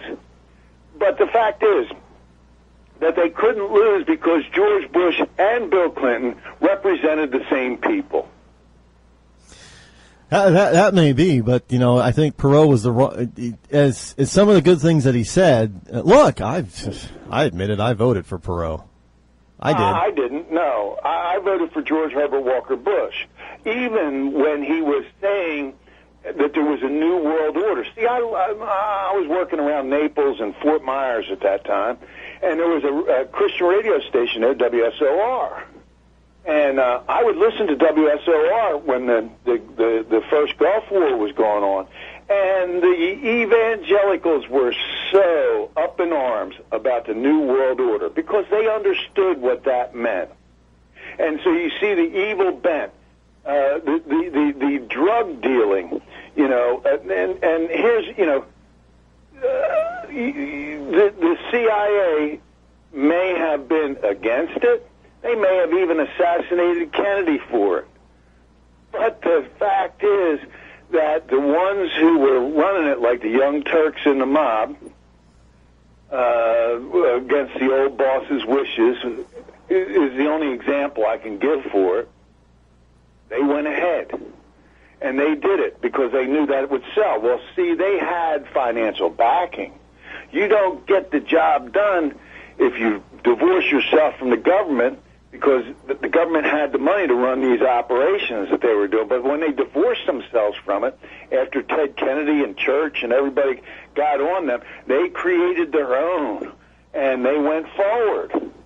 And they subverted America with a cascade of drugs across the spectrum into every neighborhood, especially HUD neighborhoods. They introduced them there, and they made money hand over fist. But that heroin coming back out of Vietnam and cadavers, that's no BS. It really did. No, there are a lot of people who are talking about that, and again, there have been people talking about the poppy fields of Afghanistan being protected by U.S. soldiers. Yes, and also in Afghanistan, Rod, the Chinese have invested in the northeastern corner there, and our military protected their investments there. And they have built roads all the way up there. They took Tibet, they got roads up to Afghanistan, and they got a heavy gauge railroad that's mostly cut through mountains, so it's hard to get to. And they can haul a lot of heavy equipment up on that hill there and roll it right to the Middle East. So it's huge. It's really huge. When you take a look at the Philippines, you were mentioning the Philippines, there's a lot of methamphetamine hitting the Philippines coming from China. They got the drugs, the chemicals to make it, and they know how to process. Just like anything else, the Italians learned to cook off the Chinese. So everybody learns something from somebody else, Rod. And the fact is that America is not looking at history. There's going to be a drug epidemic come across America, the likes we have never seen.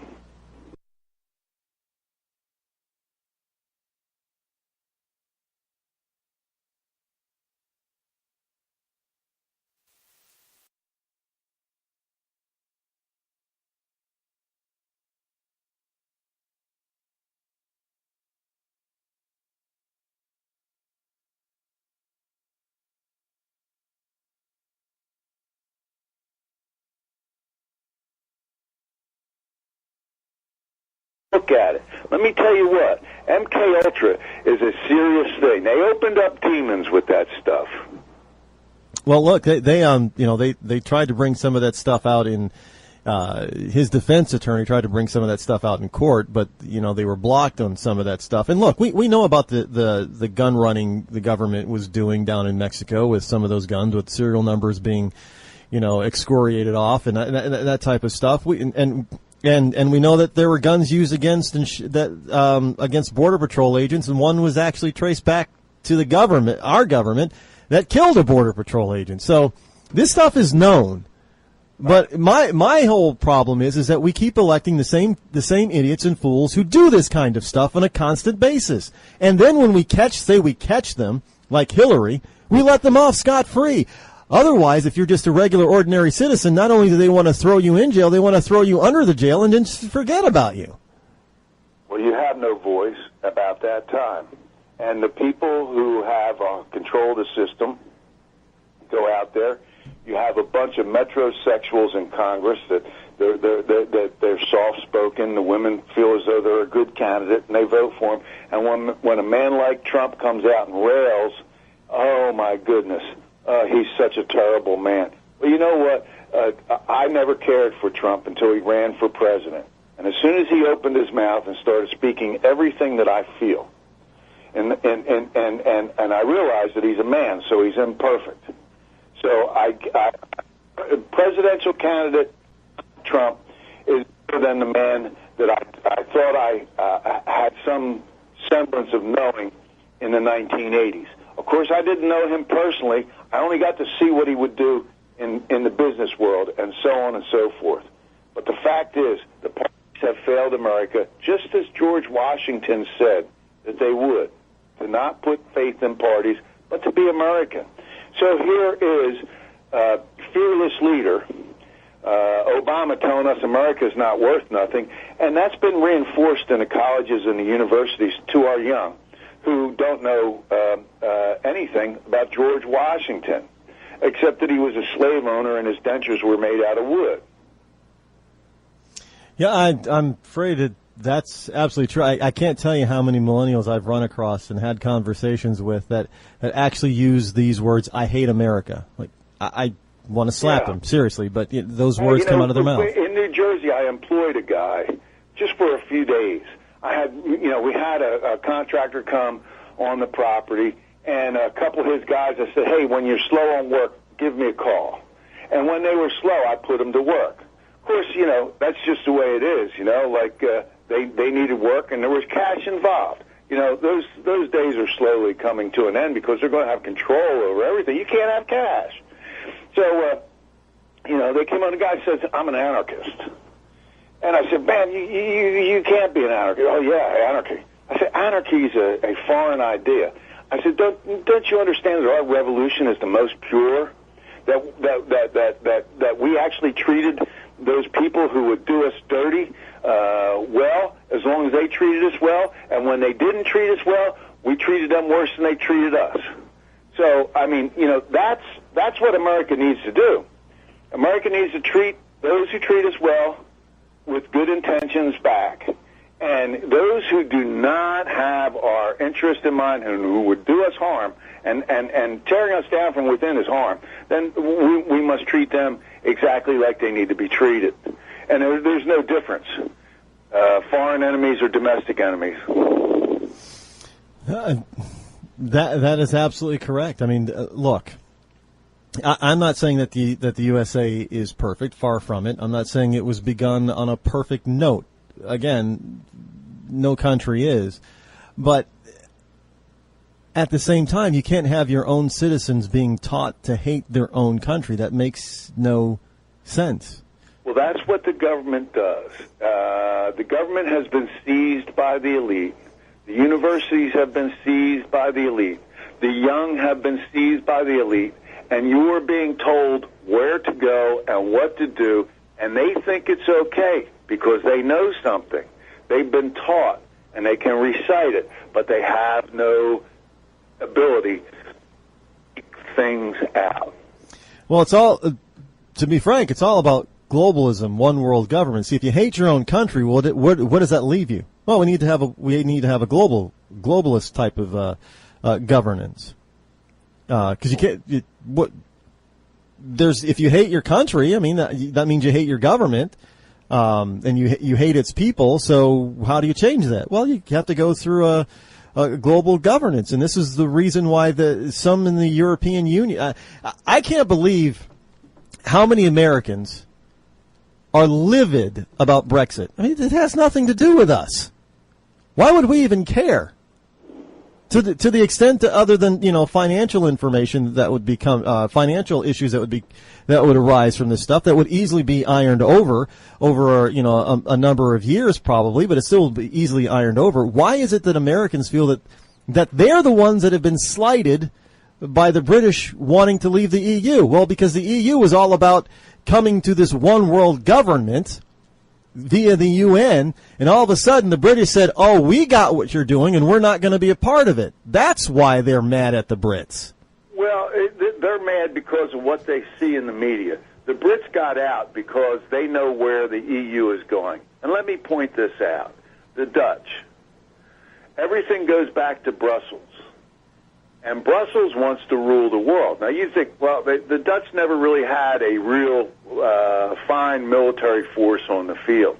But what they did was they concentrated on the money. And so they want to run the show from Brussels. And this is what the problem is. It's old stuff made new and packaged. So if someone's saying to you that they don't like Brexit, well, then you say, well, what about Trump's policy on NATO? How do you feel about that? And their mouth will go open, and they'll catch flies because they have no idea. They only see the news, and they only get what they get from Clinton News Network. Well, that's why I'm here trying to educate people as best I can. You're doing a great job, Rod.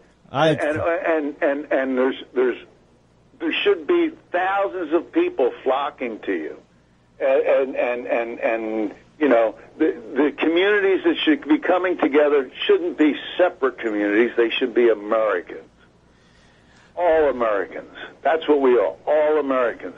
And people forget that they have no cohesive.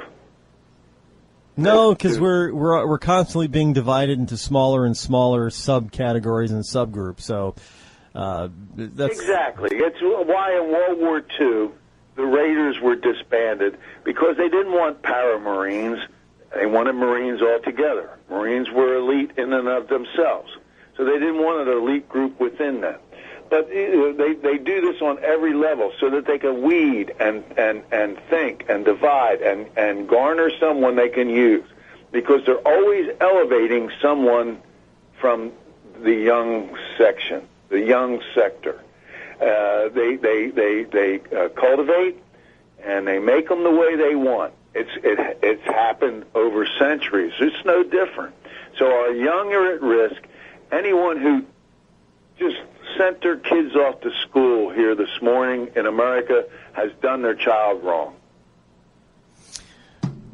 I've always said, why do people still send their kids off to these government indoctrination centers that we call public schools? But yeah, and see, Rod, if we all sat down and did a 3-day strike and did not do anything for 3 days, you would really find out who runs America then, because that would throw, and I got to say, the French.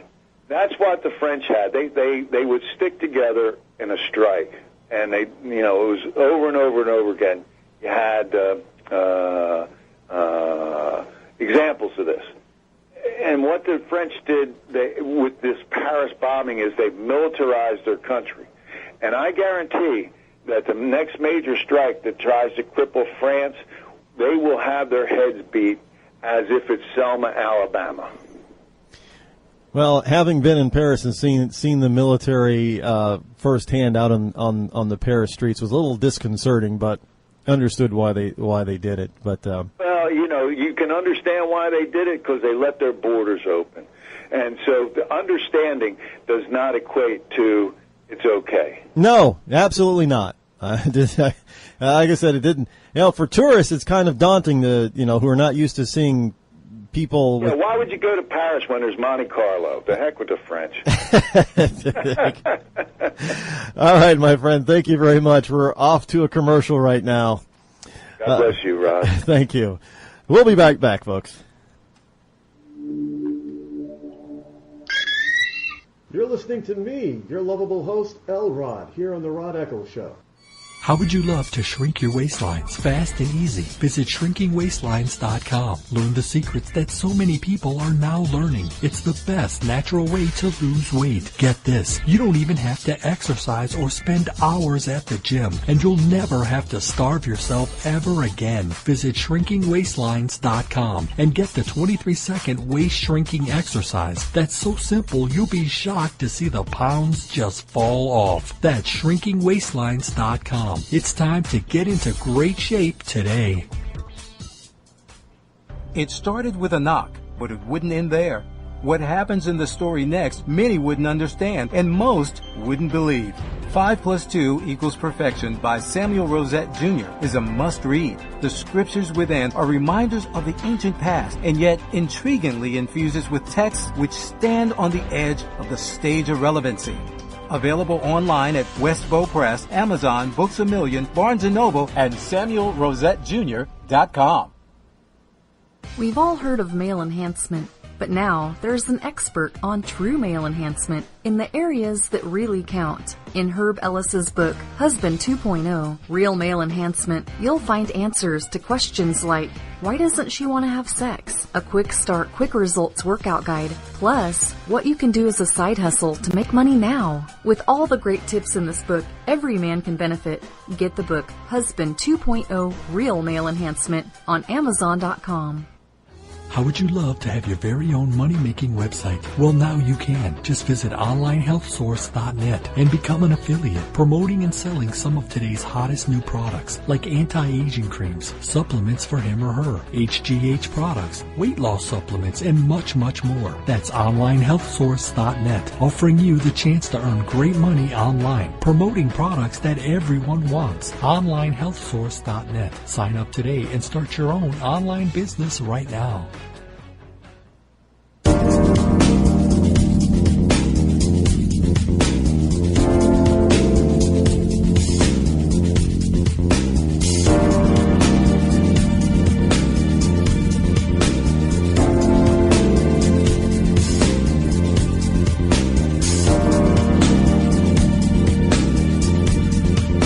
603-672-0573 is the number to call should you wish to join me here live on the Rod Eccles Show.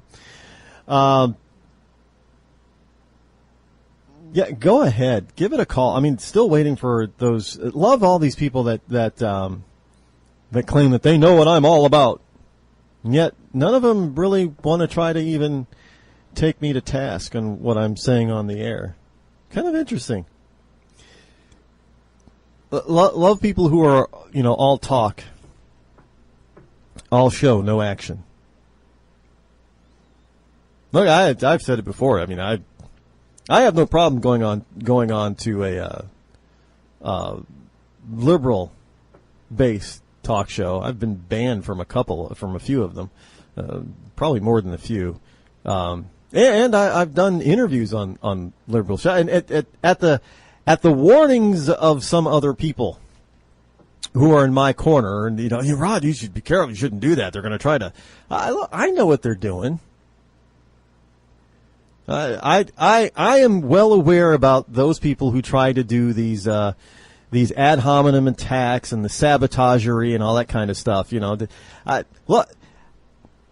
I'm just going to be. Remember when Rosie O'Donnell tried to surprise bash Tom Selleck for being a supporter of guns, and he just basically told her, in a nicer way than Donald Trump would have just called her a fat pig.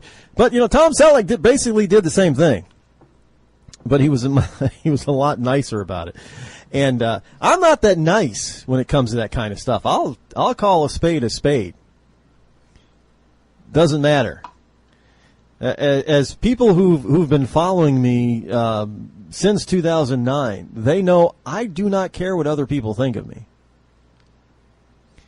And I'm just going to say what I believe is true. And if I think that you're acting like a fat pig, then I'm going to say you're a fat pig, and I'm just not going to play the political correctness game. It's not going to be, you can't say that. That's going to hurt somebody's feelings. Oh, well, they better man up, pull up their big person's pants and just take it. Okay, because we're supposed to take it, right? We're on the right. We're supposed to take anything and everything that the left says. Right? But the left doesn't have to take anything that we say, right? Is that correct? No, that's not correct. I'm going to pound the you-know-what out of you. If you're wrong and you're trying to perpetrate a fraud on the American people, I'm going to go after you. And why do we got to? What's with all these people? Got to be wimpy all the time, type of stuff. It just doesn't make any sense to me. This is America, man. We're tough. We don't take all this stuff lying down. We get up and we kick butt. Well, that's my attitude too.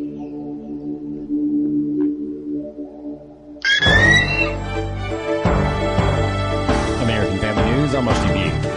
FBI Director James Comey is testifying before the House Oversight and Government Reform Committee about his recommendation that charges not be brought against Hillary Clinton for her email crimes. Chairman Jason Chavez of Utah says he was mystified at how the director could come to his conclusion. But I am mystified, and I am confused, because you listen to your fact pattern and come to the conclusion that there is no consequence. I don't know how to explain that. Comey told the committee that he stands by his belief that no prosecutor would bring charges. So given that assessment of the facts, my understanding of the law, my conclusion was and remains no reasonable prosecutor would bring this case.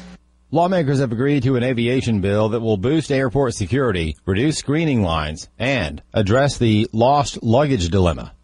Lawmakers agreed to step up airport security by authorizing the use of twice as many TSA teams, including bomb-sniffing dogs that stop and search suspicious passengers, check airport employees, and perimeter security. To shorten the security lines, lawmakers will have the TSA hire a marketing firm to increase awareness of the pre-check screening program. Airlines will have to refund baggage fees if luggage is lost or missing for more than 12 hours. The bill includes rules on drones, but omits privatizing air traffic control. Jackie Quinn, Washington. Massachusetts is about to approve a transgender bathroom bill without really dealing effectively on the subject. Charlie Butts reports apparently no one had the courage. Massachusetts House and Senate negotiators have completed a compromise bill to allow men into women's facilities and vice versa. The finished product contains a section calling for sanctions against anyone who makes an improper claim of gender identity. The House and Senate are expected to vote and send the bill to Governor Charlie Baker, who is expected to sign it. Brian Kamaker of Mass Resistance tells AFN there will be no problem in either house, especially the Senate. The momentum helped that the president of the Senate is himself a homosexual who's engaged to be married to his younger boyfriend. He's like in his 60s and his boyfriend is like 29. And he's a big supporter of this. Kamaker says one of the reasons the bill is sailing through is because traditional values groups have not wanted to attack the issue head on. That is, that transgender people are suffering a psychological problem called gender dysphoria, and many are delusional. He says it would have helped if they simply challenged the measure with the truth. You know, our side is full of a bunch of conscientious objectors in this war. Unfortunately, they like the fight from an intellectual standpoint, but they're not willing to really get their hands dirty. And that's too bad. So that's my story, and I'm sticking with it. I'm Charlie Butt. And finally, there was an interesting battle between victim groups in Toronto over the last weekend. It was a parade organized for one of the self-proclaimed most marginalized groups in all of Canada, or the world, if you listen to them. In the middle of the parade, this was the chant. Black lives, they matter, hey!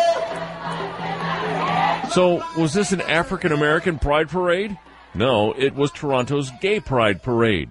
The city's Black Lives Matter movement was invited as the honored group for the parade and returned the favor by shutting it down for more than 30 minutes with a list of demands for the gays.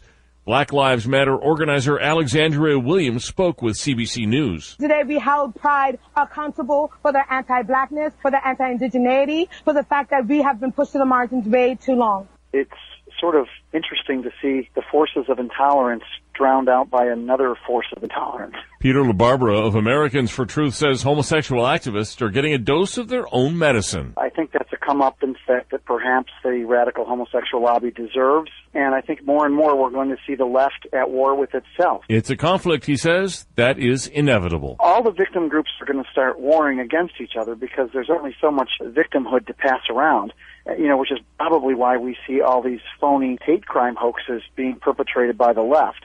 I'm Steve Jordahl. American Family News is online at onenewsnow.com and on the One News Now mobile app. You slip away for a weekend of relaxation, but wake up to find yesterday's scratchy throat feels like a fiery furnace. Your weekend could be up in flames, but for MD Live, 24/7 access to board-certified physicians anywhere. MD Live is used by major corporations and the American Family Association to augment employee health care benefits. Information to determine whether MD Live makes sense for you is available at hcbenefits.com. hcbenefits.com. Individuals and businesses with tax problems, listen carefully. Do you feel like you're losing control over your finances? If you owe over $10,000 in back taxes or have unfiled tax returns, we can help you take back control. The IRS is the largest and most aggressive collection agency in the world, and they can seize your bank account, garnish your paycheck, close your business, and file criminal charges. Take control of your tax problems now by calling the experts at Tax Mediation Services and take advantage of the Fresh Start program and new laws that may allow us to negotiate a settlement for the lowest amount possible. Our team of tax attorneys and enrolled agents can stop collections and get you protected so you can take control of your financial future. Tax Mediation Services is accredited by the Better Business Bureau. Call now for a free case review and a price protection guaranteed quote. Call Tax Mediation Services now at 800-600-9471. That's 800-600-9471. 800-600-9471. You want to know what time it is? It's time to bring the rain. Zinc Media. Feel the power of knowledge.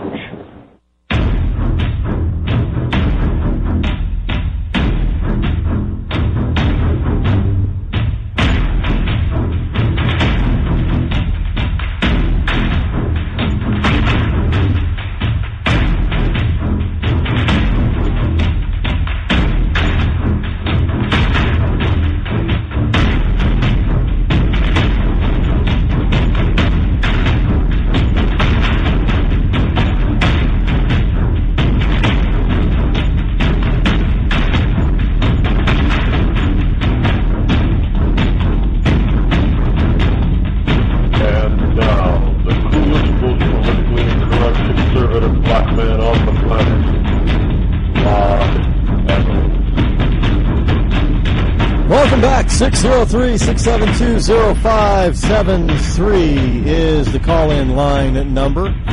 Doesn't matter where you are listening to this. If you're listening to this live, you can use that number to call in toll-free under most calling plans out there today.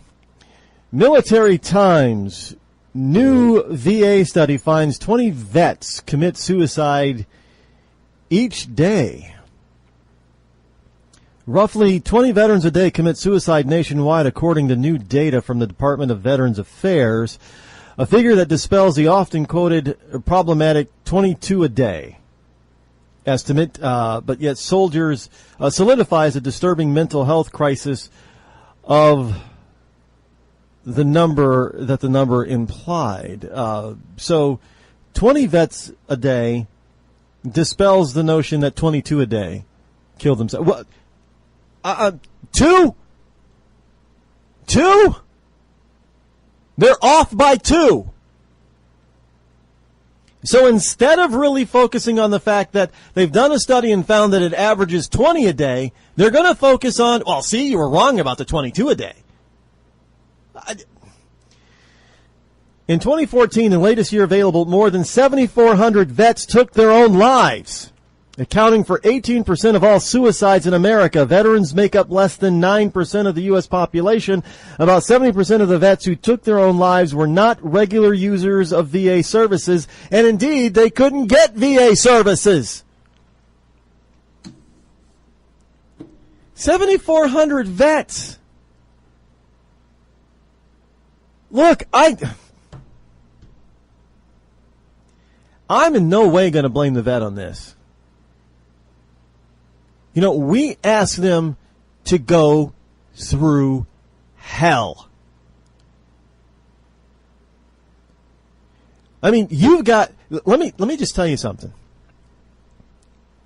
If you want to understand what vets have gone through, and the vets will tell you this themselves, if you want to understand what they've gone through, then you need to watch movies like Private Ryan. You need to watch series like Band of Brothers. Because the realism in that photography puts those vets back in those battles. They said it is the closest thing to cinematography to the real thing that they have ever seen. And if understanding that what you see on that screen, big or small, when it comes to those films, if it's worse than that, when I first saw Saving Private Ryan, I was shell-shocked. Because I could not fully understand how any human being could operate and keep their wits about them under such circumstances. Well, they were trained. Don't give me that they were trained. I mean, you're talking about training that prevents all aspects of self-preservation.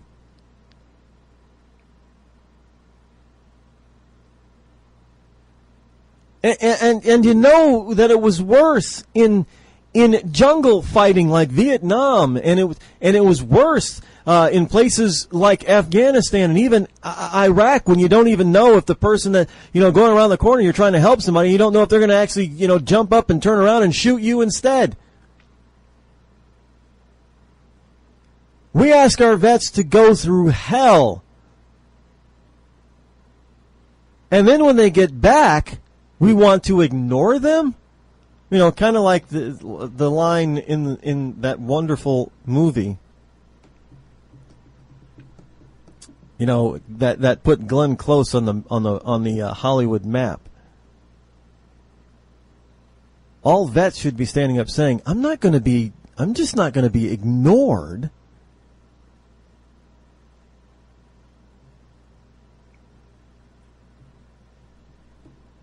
These men and women deserve so much more and so much better than we're giving them. There is absolutely no excuse for this number to be that high. Now, can we prevent 100%? No, we can't, because human beings are human beings, and you're just not going to be able to prevent 100% of this stuff from happening. But I bet you we could cut it in half. Isn't that worth it? Wouldn't it be worth it if we just stopped one of them? If we helped just one?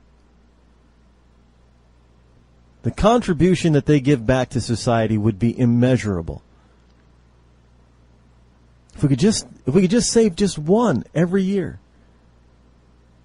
So instead of roughly flat $7,400, it'd be $7,399. That's a start.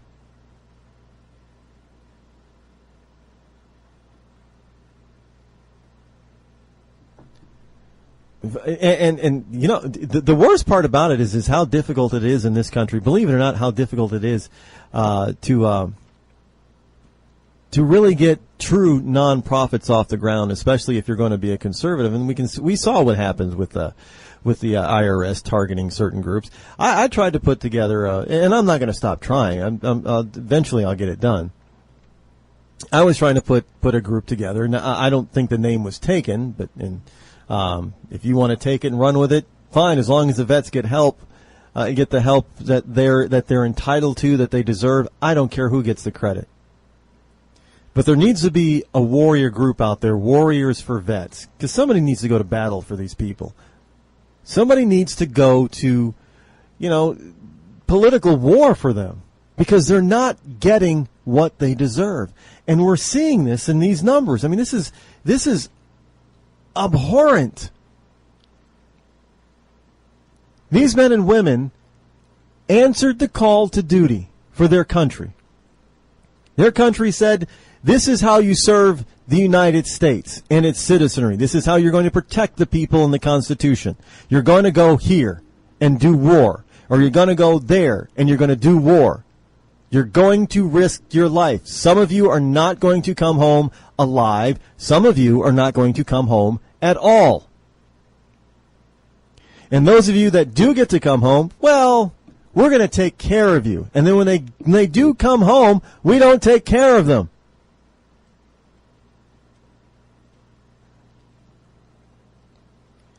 It's a travesty.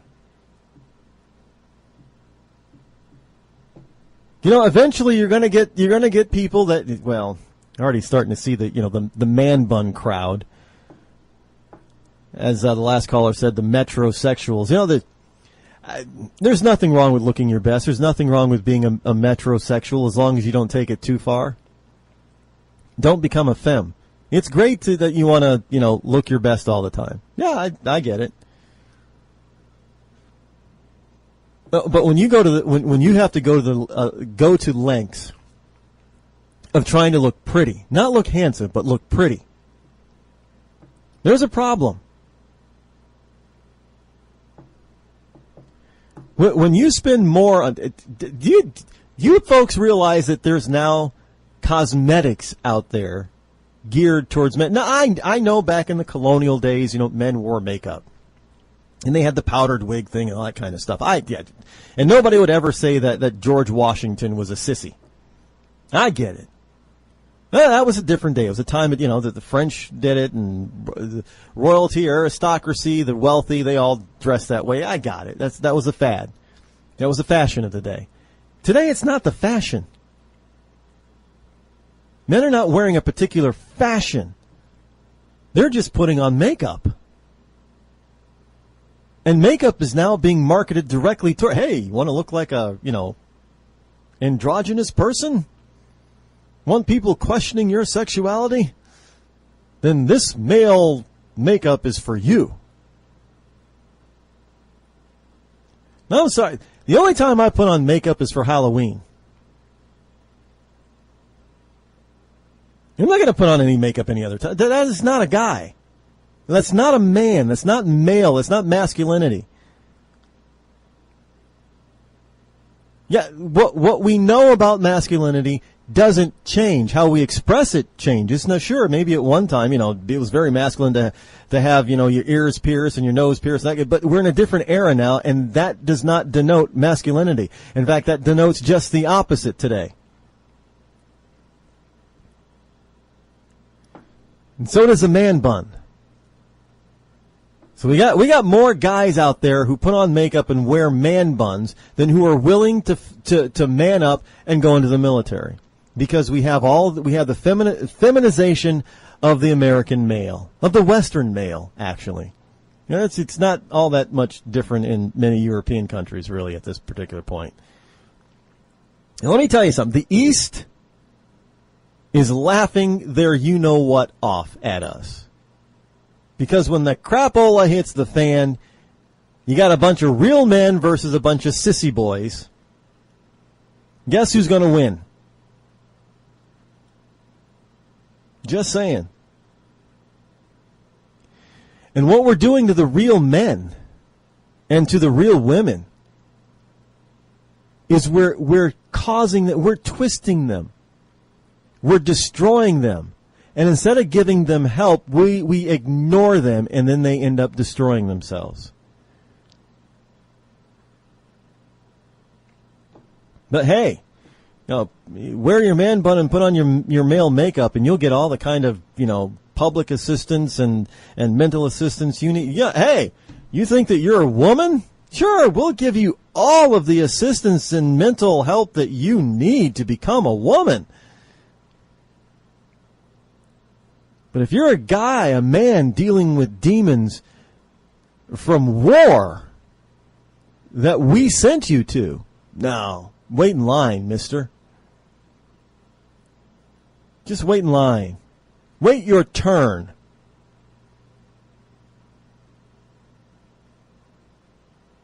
because this person who wants to be a transgendered female, this guy who wants to be a woman, he's moving to the head of the line. Because, it's more important for us to treat him so he can go and take his hormones and get his surgery than to treat your real mental disorder. I mean, that's it. I mean, what? It is a travesty. It makes one almost ashamed to say that you're an American when stuff like this happens.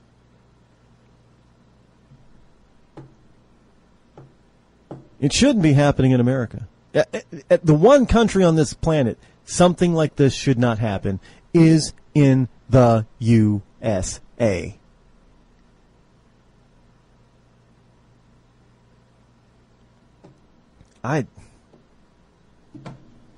This is just, we'll be back.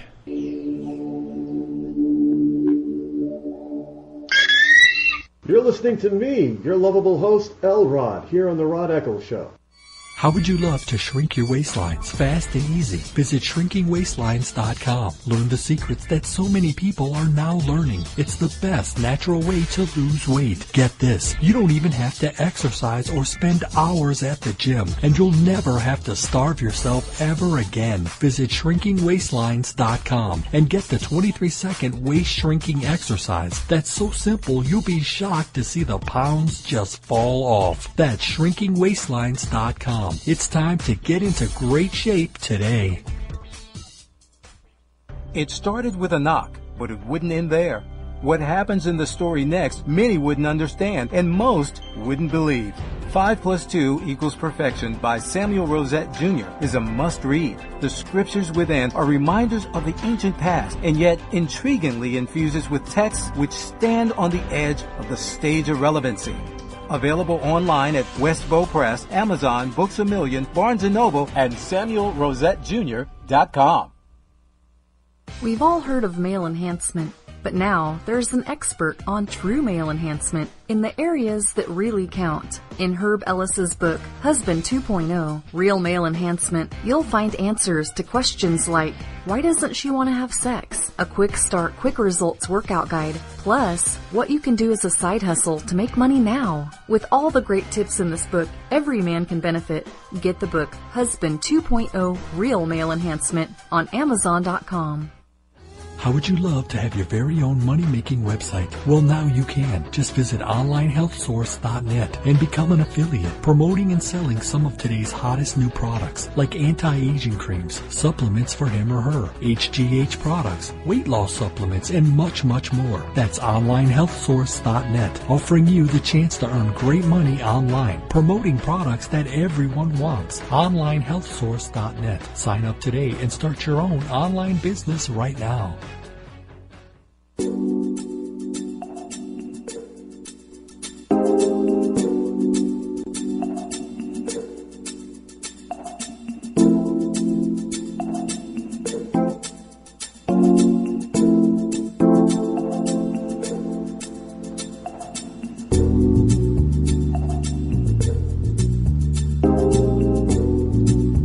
603-672-0573. The American Mirror has a piece here. Nancy Pelosi blows off traffic laws to shop at a shoe store. Oh, well, you know, she's one of the liberal elite. She gets to shop the way she wants to. U.S. House Democratic leader Nancy Pelosi is above the law, as St. Helena, California residents learned last month. Local Paul Smith, local to St. Helena, California, wrote into the St. Helena Star newspaper in June to describe Pelosi's recent shoe shopping excursion at a fancy boutique, prompting a response from Police Chief Bill Imboden, I-M-B-O-D-E-N, about the former House Speaker's special status. Last Sunday afternoon, June 4th, I'm standing on the west side of Main Street, directly across from the Hunt Avenue intersection, chatting with friends. Of course, traffic was heavy in both directions, Paul Smith wrote. A large, perfectly polished and gleaming black SUV is attempting a left turn from Hunt onto southbound Maine. Not an easy task. Suddenly, blue-red lights are flashing from the windshield area of the SUV like you would see in an official fire police vehicle, he continued. I said, my friends, I've never seen that before on a regular vehicle. And I think that's illegal and dangerous. That's when the large black SUV jolted across 2 lanes of traffic, lights flashing to park in front of a fire hydrant at the end shoe boutique Foot Candy. A St. Helena police car happens to be going northbound and pulls into the center lane, and the officer starts shaking his arm and hollering at the driver of the SUV. While this goes on, a man exits the SUV, assisting a woman from the vehicle. She dashes off to Foot Candy while he waits by the SUV in the red zone. Red zone, no parking zone. The police officer then drove off without confronting the driver. My friends and I were puzzled. Say goodbye, and I walk south on Main. As I approach Foot Candy, Nancy Pelosi comes out with her shopping bags, and the man assists her into the awaiting SUV. The SUV, with lights flashing, bursts back into southbound traffic. Privilege, power, whose SUV? Taxpayers, he questioned. Say it ain't so, Nancy. The star contacted Embden about the episode. He responded by saying, the St. Helena Police Department has received similar complaints in the past, and on occasion we come across a scenario like what is mentioned in the complaint. Unfortunately, law enforcement has no authority to prevent this type of activity. The U.S. Capitol Police and the U.S. Secret Service provide dignitary protection for certain high-ranking members of the federal government, and this protection comes with the discretion to violate some state and local laws. Illegal U-turns, parking in a red zone, under the guise of providing the best possible protection for the dignitary. In the case of Congresswoman Pelosi, she receives her protection detail from the Capitol Police. As the chief of police in St. Helena, I can assure you that we don't like or condone her behavior, but can tell you from personal experience that while they sympathize with the position they put us in, they will not alter their tactics to appease us. Anyone who wishes to lodge a complaint about Congressman Pelosi can email her at the following. Screw emailing her. How about the cop, the chief of police, stop being a wimp and just enforce the law? And let them figure it out. You know, you don't get to break laws simply because of your position. That's ridiculous. So you can go shoe shopping. No, if a Republican did that, they'd be all over this. The press. But it's, Her Highness, Queen Pelosi, I used to call her another name, Queen Biddy. I guess that you're not supposed to do that, though. Oh, well, that's what she's acting like.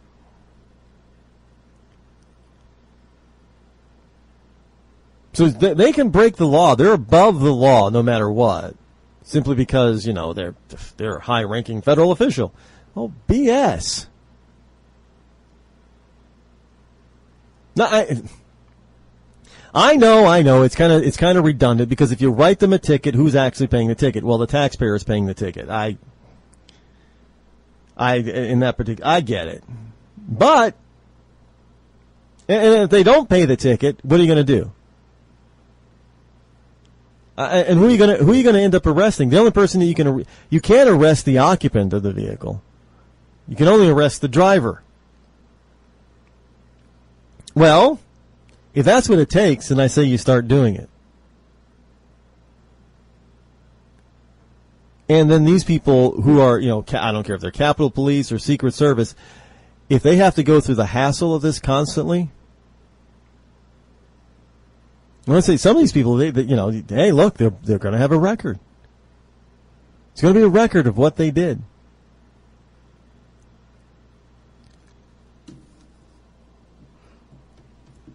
They'll eventually get the hint that they're not above the law and stop acting in behavior that's dangerous to the rest of the public.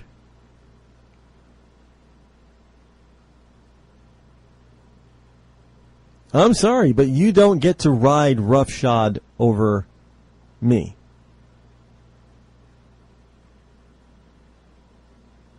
Even if I did vote for you, I probably never. Well, it wouldn't have been Nancy. I couldn't vote for her anyway. But even if I could vote for Nancy, I wouldn't vote for her. I'd vote for whoever wasn't Nancy Pelosi. Kind of like some people are it's talking about this time around with Clinton and Trump. There are people out there saying, "Well, I'm not necessarily for Trump. I'm just voting for whoever isn't Hillary Clinton." That's pretty bad, actually. When you get to that point, that's pretty bad.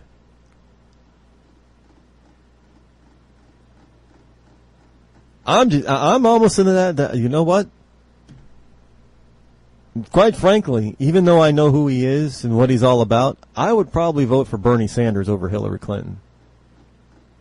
I am also in that camp, anybody but never Hillary.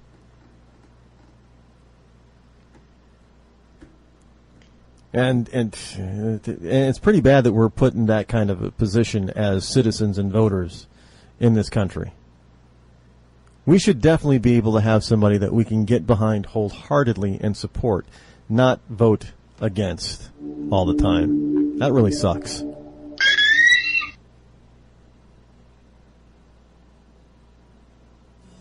Hi, this is Matt Lagore. Listen to me Fridays 4 to 5 p.m. on WLMW 90.7. We'll be talking about entrepreneurship, personal growth, business, or anything else inspiring. See you then. Hello, this is Dr. Roger Gosselin of the Dr. Roger Gosselin Health and Wealth Show. Make sure to tune in Thursdays at 5 o'clock right here at 90.7 FM WLMW to find out more about what the drug companies don't want you to know. What if I told you that you could lose weight simply by drinking coffee? Change your coffee, change your life. Our gourmet estate-grown coffee is infused with powerful herbs that help you melt fat and keep you from feeling hungry for 6+ hours. Get results or your money back. Order yours today at skinnycoffeeshop.com. That's skinnycoffeeshop.com. Tea and water also available. skinnycoffeeshop.com. Hey folks, if you're anything like me, you spend a lot of time taking photos with your mobile phone or posting them to Facebook or Instagram.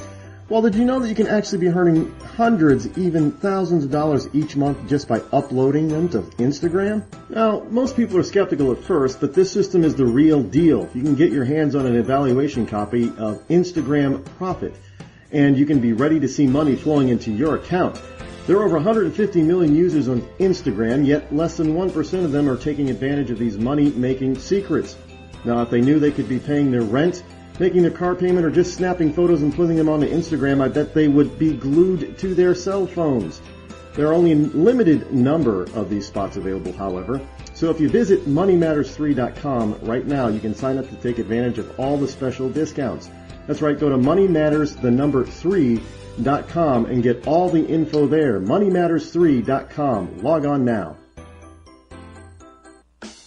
How would you like to stress-proof your money and have a roadmap to ease your financial life? Well, now you can. Just visit besttoinvest.net. They offer today's best source of information and advice on finances for the millennials and iGens. You will be provided a key to the system that shows you how to set up your money to automatically fill up your savings, set reoccurring payments to bills or credit card without worrying about missing the due dates. It will even let you focus on the things that really matter, like learning new stuff, hanging out with friends or family. This system works for anyone, even you. That's besttoinvest.net. Why wait? The time is now to take control of your financial future. Visit besttoinvest.net today.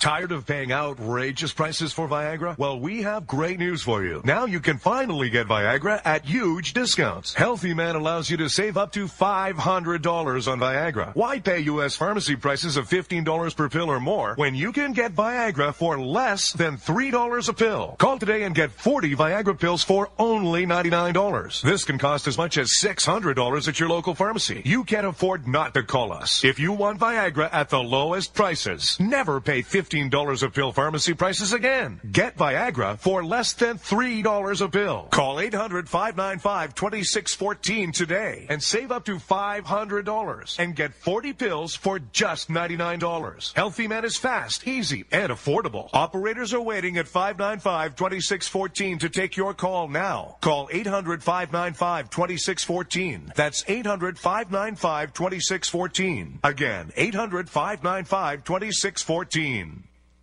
Bring the rain.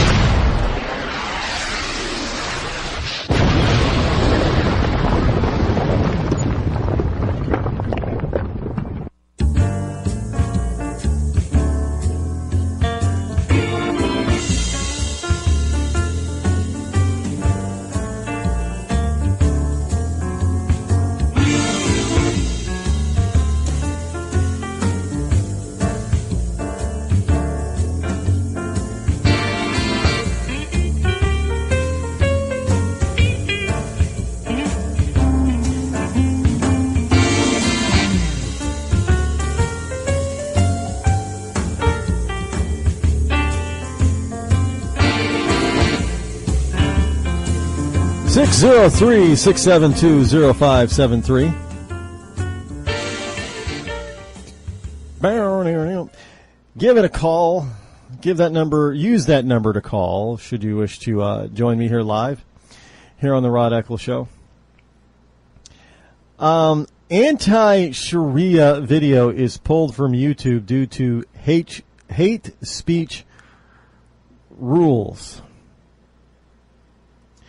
Now, here's a story from the Daily Caller. A video produced by Counter Jihad, critical of the Muslim Brotherhood, Jihad, and Sharia law, was removed from YouTube on Tuesday due to the company's hate speech regulations. A video titled Killing for a Cause, Sharia Law and Civilization Jihad was uploaded to YouTube last Thursday.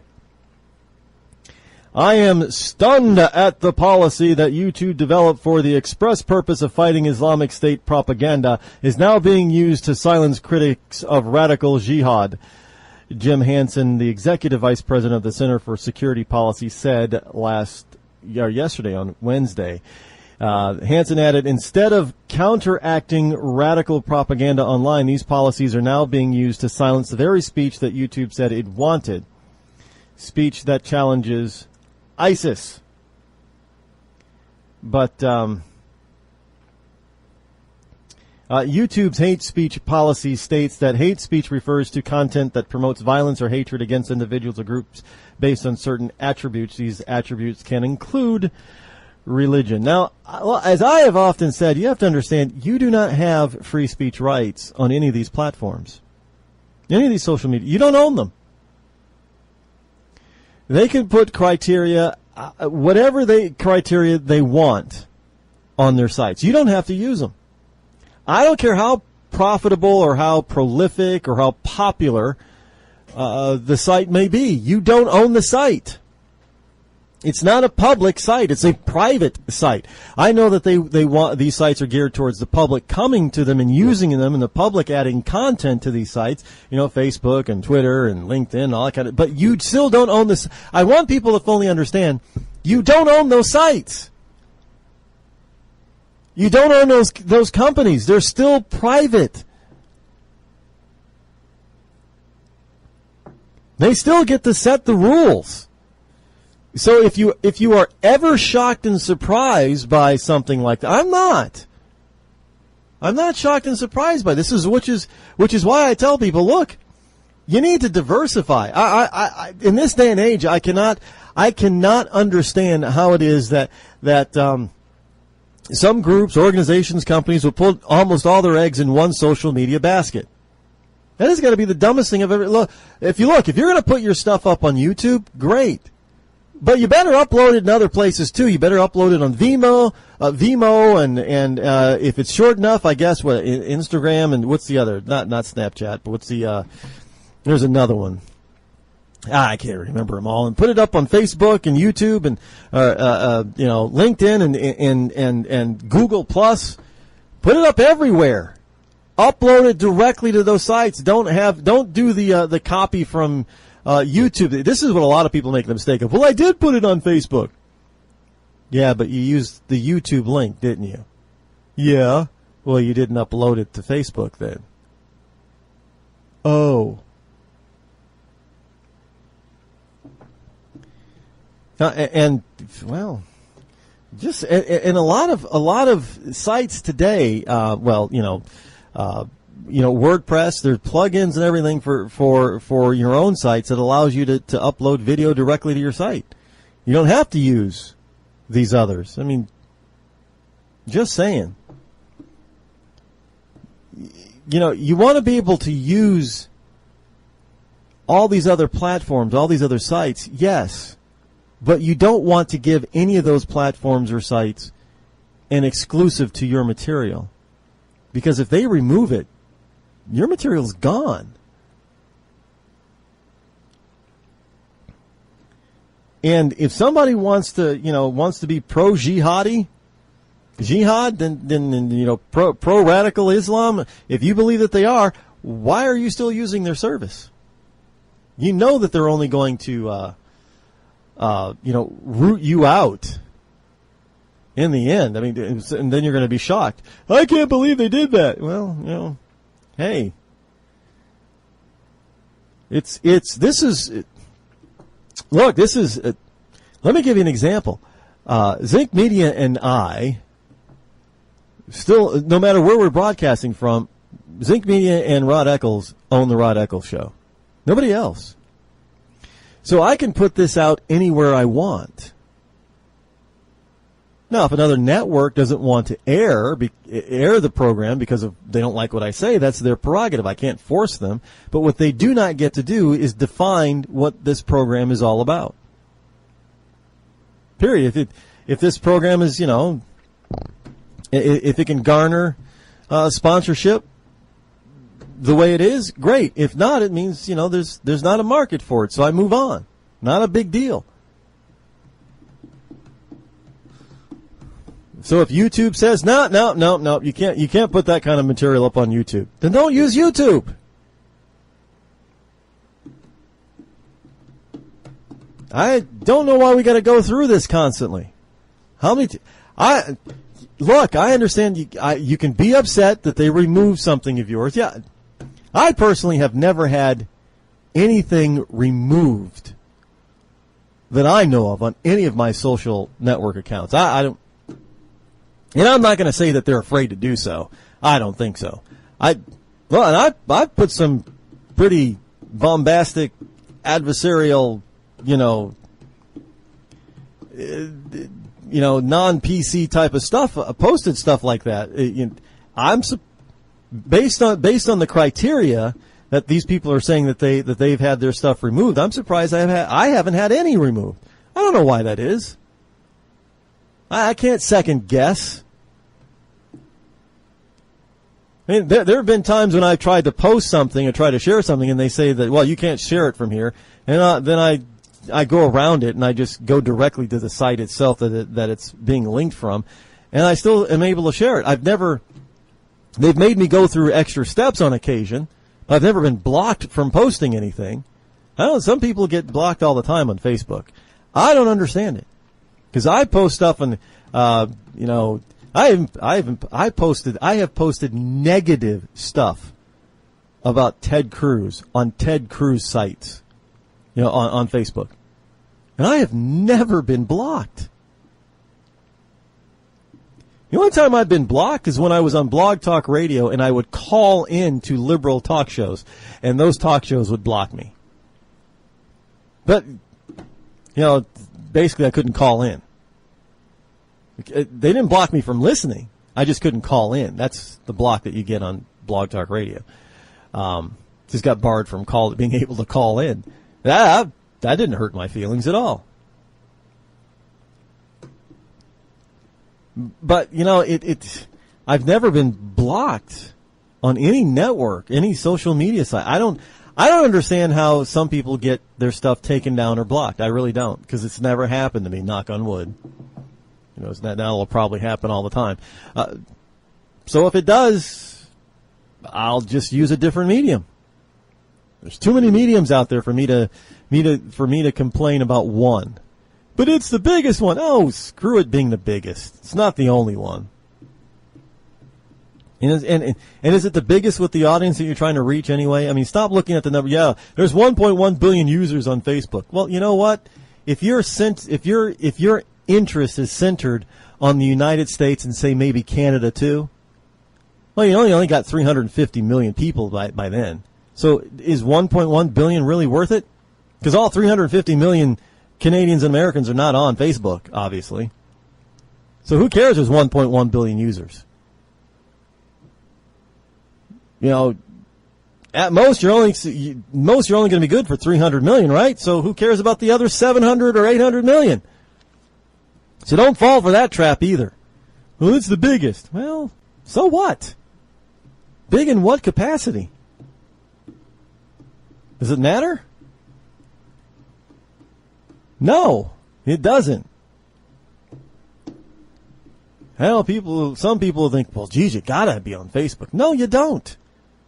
I actually know quite a few people that don't have a Facebook profile, personal or business, and they're living just fine, and their businesses are doing just fine. Just saying. I mean, a lot of people don't go over to YouTube for whatever reason. They just don't. And frankly, I go over to YouTube, sometimes. But frankly, I've eliminated a lot of categories because I was starting to get suggestions of stuff. I'm like, where the hell are they coming up with a suggestion? There's no way I'd be interested in this particular type of video or subject. Why are they saying this is a suggestion? Because they're pushing an agenda. They're pushing an agenda. But, that's their, I don't own YouTube. So they can push the agenda that they want to push. It's their site. My choice is I don't have to go there and be exposed to it if I don't want to. Plain and simple. So, I'll still use YouTube. I can use it to my advantage. And until such a day where it is not useful to me, I'll, like Facebook. When Facebook stops being useful to me, I'll stop using it. Which, by the way, is really kind of getting to that point right now about Facebook. I'm being serious. It's not as useful as it once was. I know there are people out there saying, "Well, Facebook is all it, man. It's like the new Google," and no, it's not. But if it works for you in any capacity, great. Keep going. Don't stop. Tweak it. Make it even better if you possibly can. But just don't be surprised. Don't be surprised if they sting you a little bit. And see, because I've spread myself over multiple platforms. Now, if one stings me, and nobody has yet, but if one does, it won't hurt too much. Matter of fact, depending on the platform, if that particular platform stings me, it may not hurt at all. Even though I like Google Plus, if Google Plus were to shut me down tomorrow, it wouldn't hurt me one bit because I guess it's just one place that I don't have to worry about on a daily basis. No big deal. And there's always some other new. Look, a couple of years ago, Pinterest wasn't around. Now Pinterest is there. People use Pinterest like crazy.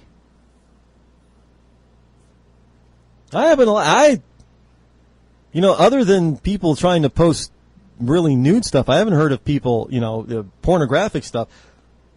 Excuse me, I haven't heard of anybody being shut down on Pinterest. And by the way, if you want to, if you're into that kind of risque type of posting, you just go over to Tumblr. Now, I'm not on Tumblr. I have no interest in doing Tumblr. I've looked Tumblr over and found that it was of no use to me. Now, maybe in the future I'll change my mind, but I don't have to use it. I don't like what they stand for or what they're, what they do and the postings that they allow. I don't want to be involved with that kind of stuff, so I don't.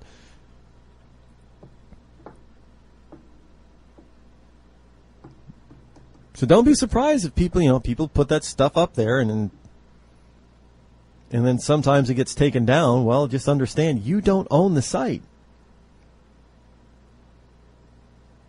And by today's standards, if you have halfway decent knowledge of coding, I guess it's not too difficult to be able to write code to be able to do that kind of stuff yourself. Start your own social network. Come up with, don't say you can't. Look, like I said, Pinterest wasn't always there. Somebody came up with the idea of Pinterest and they wrote the code and there you go. They did it. Why can't you? Start your own. There is a service out there that does allow you to start your own social network on their platform. I don't know exactly how it works. Ning, I think Ning.com is still out there. Not too familiar with it, but yeah, you got to pay.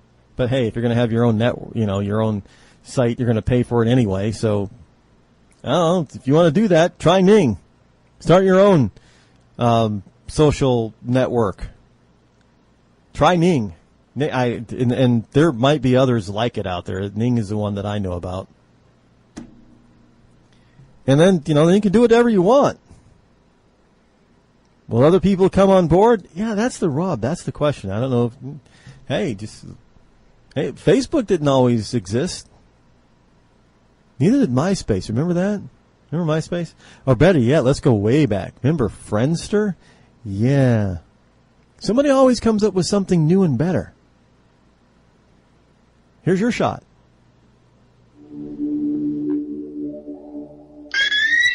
You're listening to me, your lovable host, L. Rod, here on the Rod Eccles Show.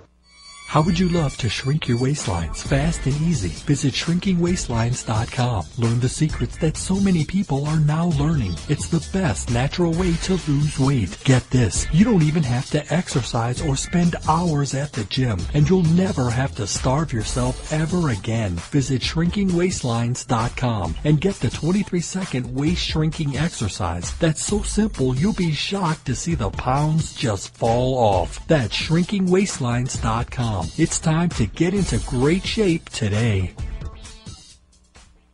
It started with a knock, but it wouldn't end there. What happens in the story next, many wouldn't understand, and most wouldn't believe. 5 + 2 = Perfection by Samuel Rosette Jr. is a must-read. The scriptures within are reminders of the ancient past, and yet intriguingly infuses with texts which stand on the edge of the stage of relevancy. Available online at Westbow Press, Amazon, Books A Million, Barnes & Noble, and SamuelRosetteJr.com. We've all heard of male enhancement, but now there's an expert on true male enhancement in the areas that really count. In Herb Ellis's book, Husband 2.0, Real Male Enhancement, you'll find answers to questions like, why doesn't she want to have sex? A quick start, quick results workout guide, plus what you can do as a side hustle to make money now. With all the great tips in this book, every man can benefit. Get the book, Husband 2.0, Real Male Enhancement, on Amazon.com.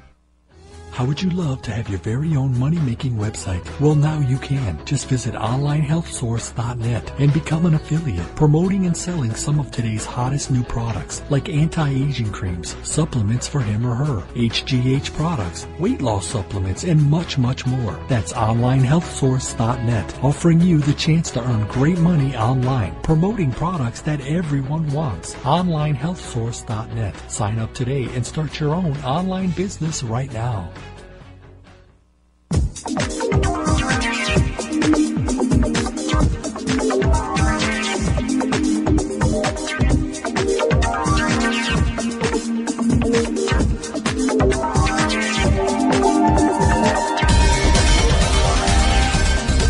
603-672-0573. That's a number that you should keep in your Rolodex. I know that's old school. Remember Rolodexes?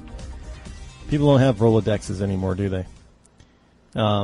They still have, yeah, some people still do. The old school people still have Rolodexes. If you've got one, put that number in it. Yes.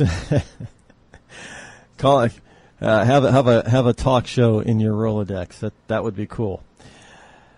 Germany is shutting down construction of its offshore wind farms. Guess why? This is from hotair.com. And this is one of the things I've always said about this kind of garbage, because people always, the left always talks about global warming this and global warming that and man-made global climate change this and man-made global climate change that, and the animals and the birds and the trees and the bees and the grass blades. And even that undisturbed grain of sand has a right to exist. Liberals and eco-warriors in the United States often point to Germany and Spain, before Spain nearly went bankrupt, as a model for the future when it comes to questions of renewable energy, including the Dutch. The Dutch are, hey, their country has nearly 100% off-grid energy power. Well, that's because the Germans have massively increased their output of wind and solar resources to the point where they account for nearly a third of their total energy production during periods when demand and wind and solar supply peak. At the same time, they have briefly managed to supply virtually the entire country's needs from such resources. That's great news, you would think. Well, if that's the case, why are they halting construction of any further wind farms? Here's the rub. Germany plans to stop building new offshore wind turbines to lower the cost of electricity and prop up its ailing power grid, according to a revision to a new energy law. The revision of the law will come into force at the start of 2017 and will sharply limit the construction of new offshore wind farms. This is being reported by Reuters. The motivation behind the law is that Germany's over-reliance on wind power has pushed up electricity costs in Europe's biggest economy and placed a strain on its power grids. Germany now has electric rates for consumers that are among the highest in the world. Energy poverty has become a reality for millions of German families, says Myron Ebel, director of the Center for Energy and Environment at the Free Market Competitive Enterprise Institute, as he told the Daily Caller News Foundation. So in other words, all that green energy is creating energy poverty. It's forcing people into poverty. And I thought the left was all about, the poor and keeping poverty at bay. And Germany, by the way, doesn't Germany have a national living wage, minimum wage, I thought? But yet they still have people in poverty in Germany. And some of the people are in poverty because of energy costs. And these energy costs are high because they're using too much wind and solar, which is not efficient and is tearing apart their energy electric grid,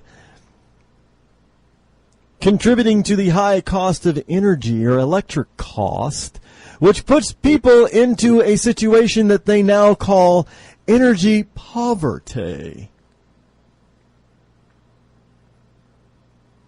So yeah, this is what they want to do here in the United States. Just so you know, this is what they want to do here in the U.S. of A. Barack Obama once said, they can build that coal plant if they want. We'll bankrupt them in the process, but they can do it. What he failed to tell you is that not only will he bankrupt the coal industry for wanting to build coal-fired power plants, but he'd bankrupt the American consumer through electric rates going through the roof. And we would have a new class of poverty in this country called energy poverty. Although I think we already have energy poverty. Isn't that why we have, what is it? One of the, Joe Kennedy is down in Rhode Island. Isn't that why he was taking some of that Venezuelan oil? When everybody else here was saying, don't buy anything Venezuela, because of Chavez, who's now dead. Yeah.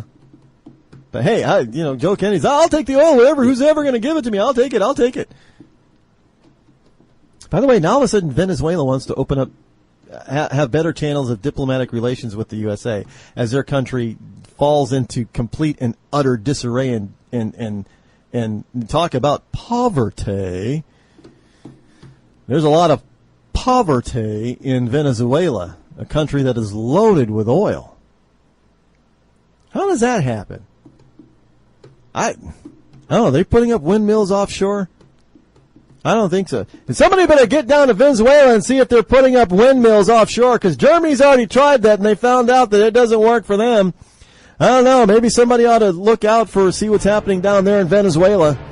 They can't even get toilet paper in the grocery stores or convenience stores. Maybe they're going to have to come up with, toilet paper package stores only.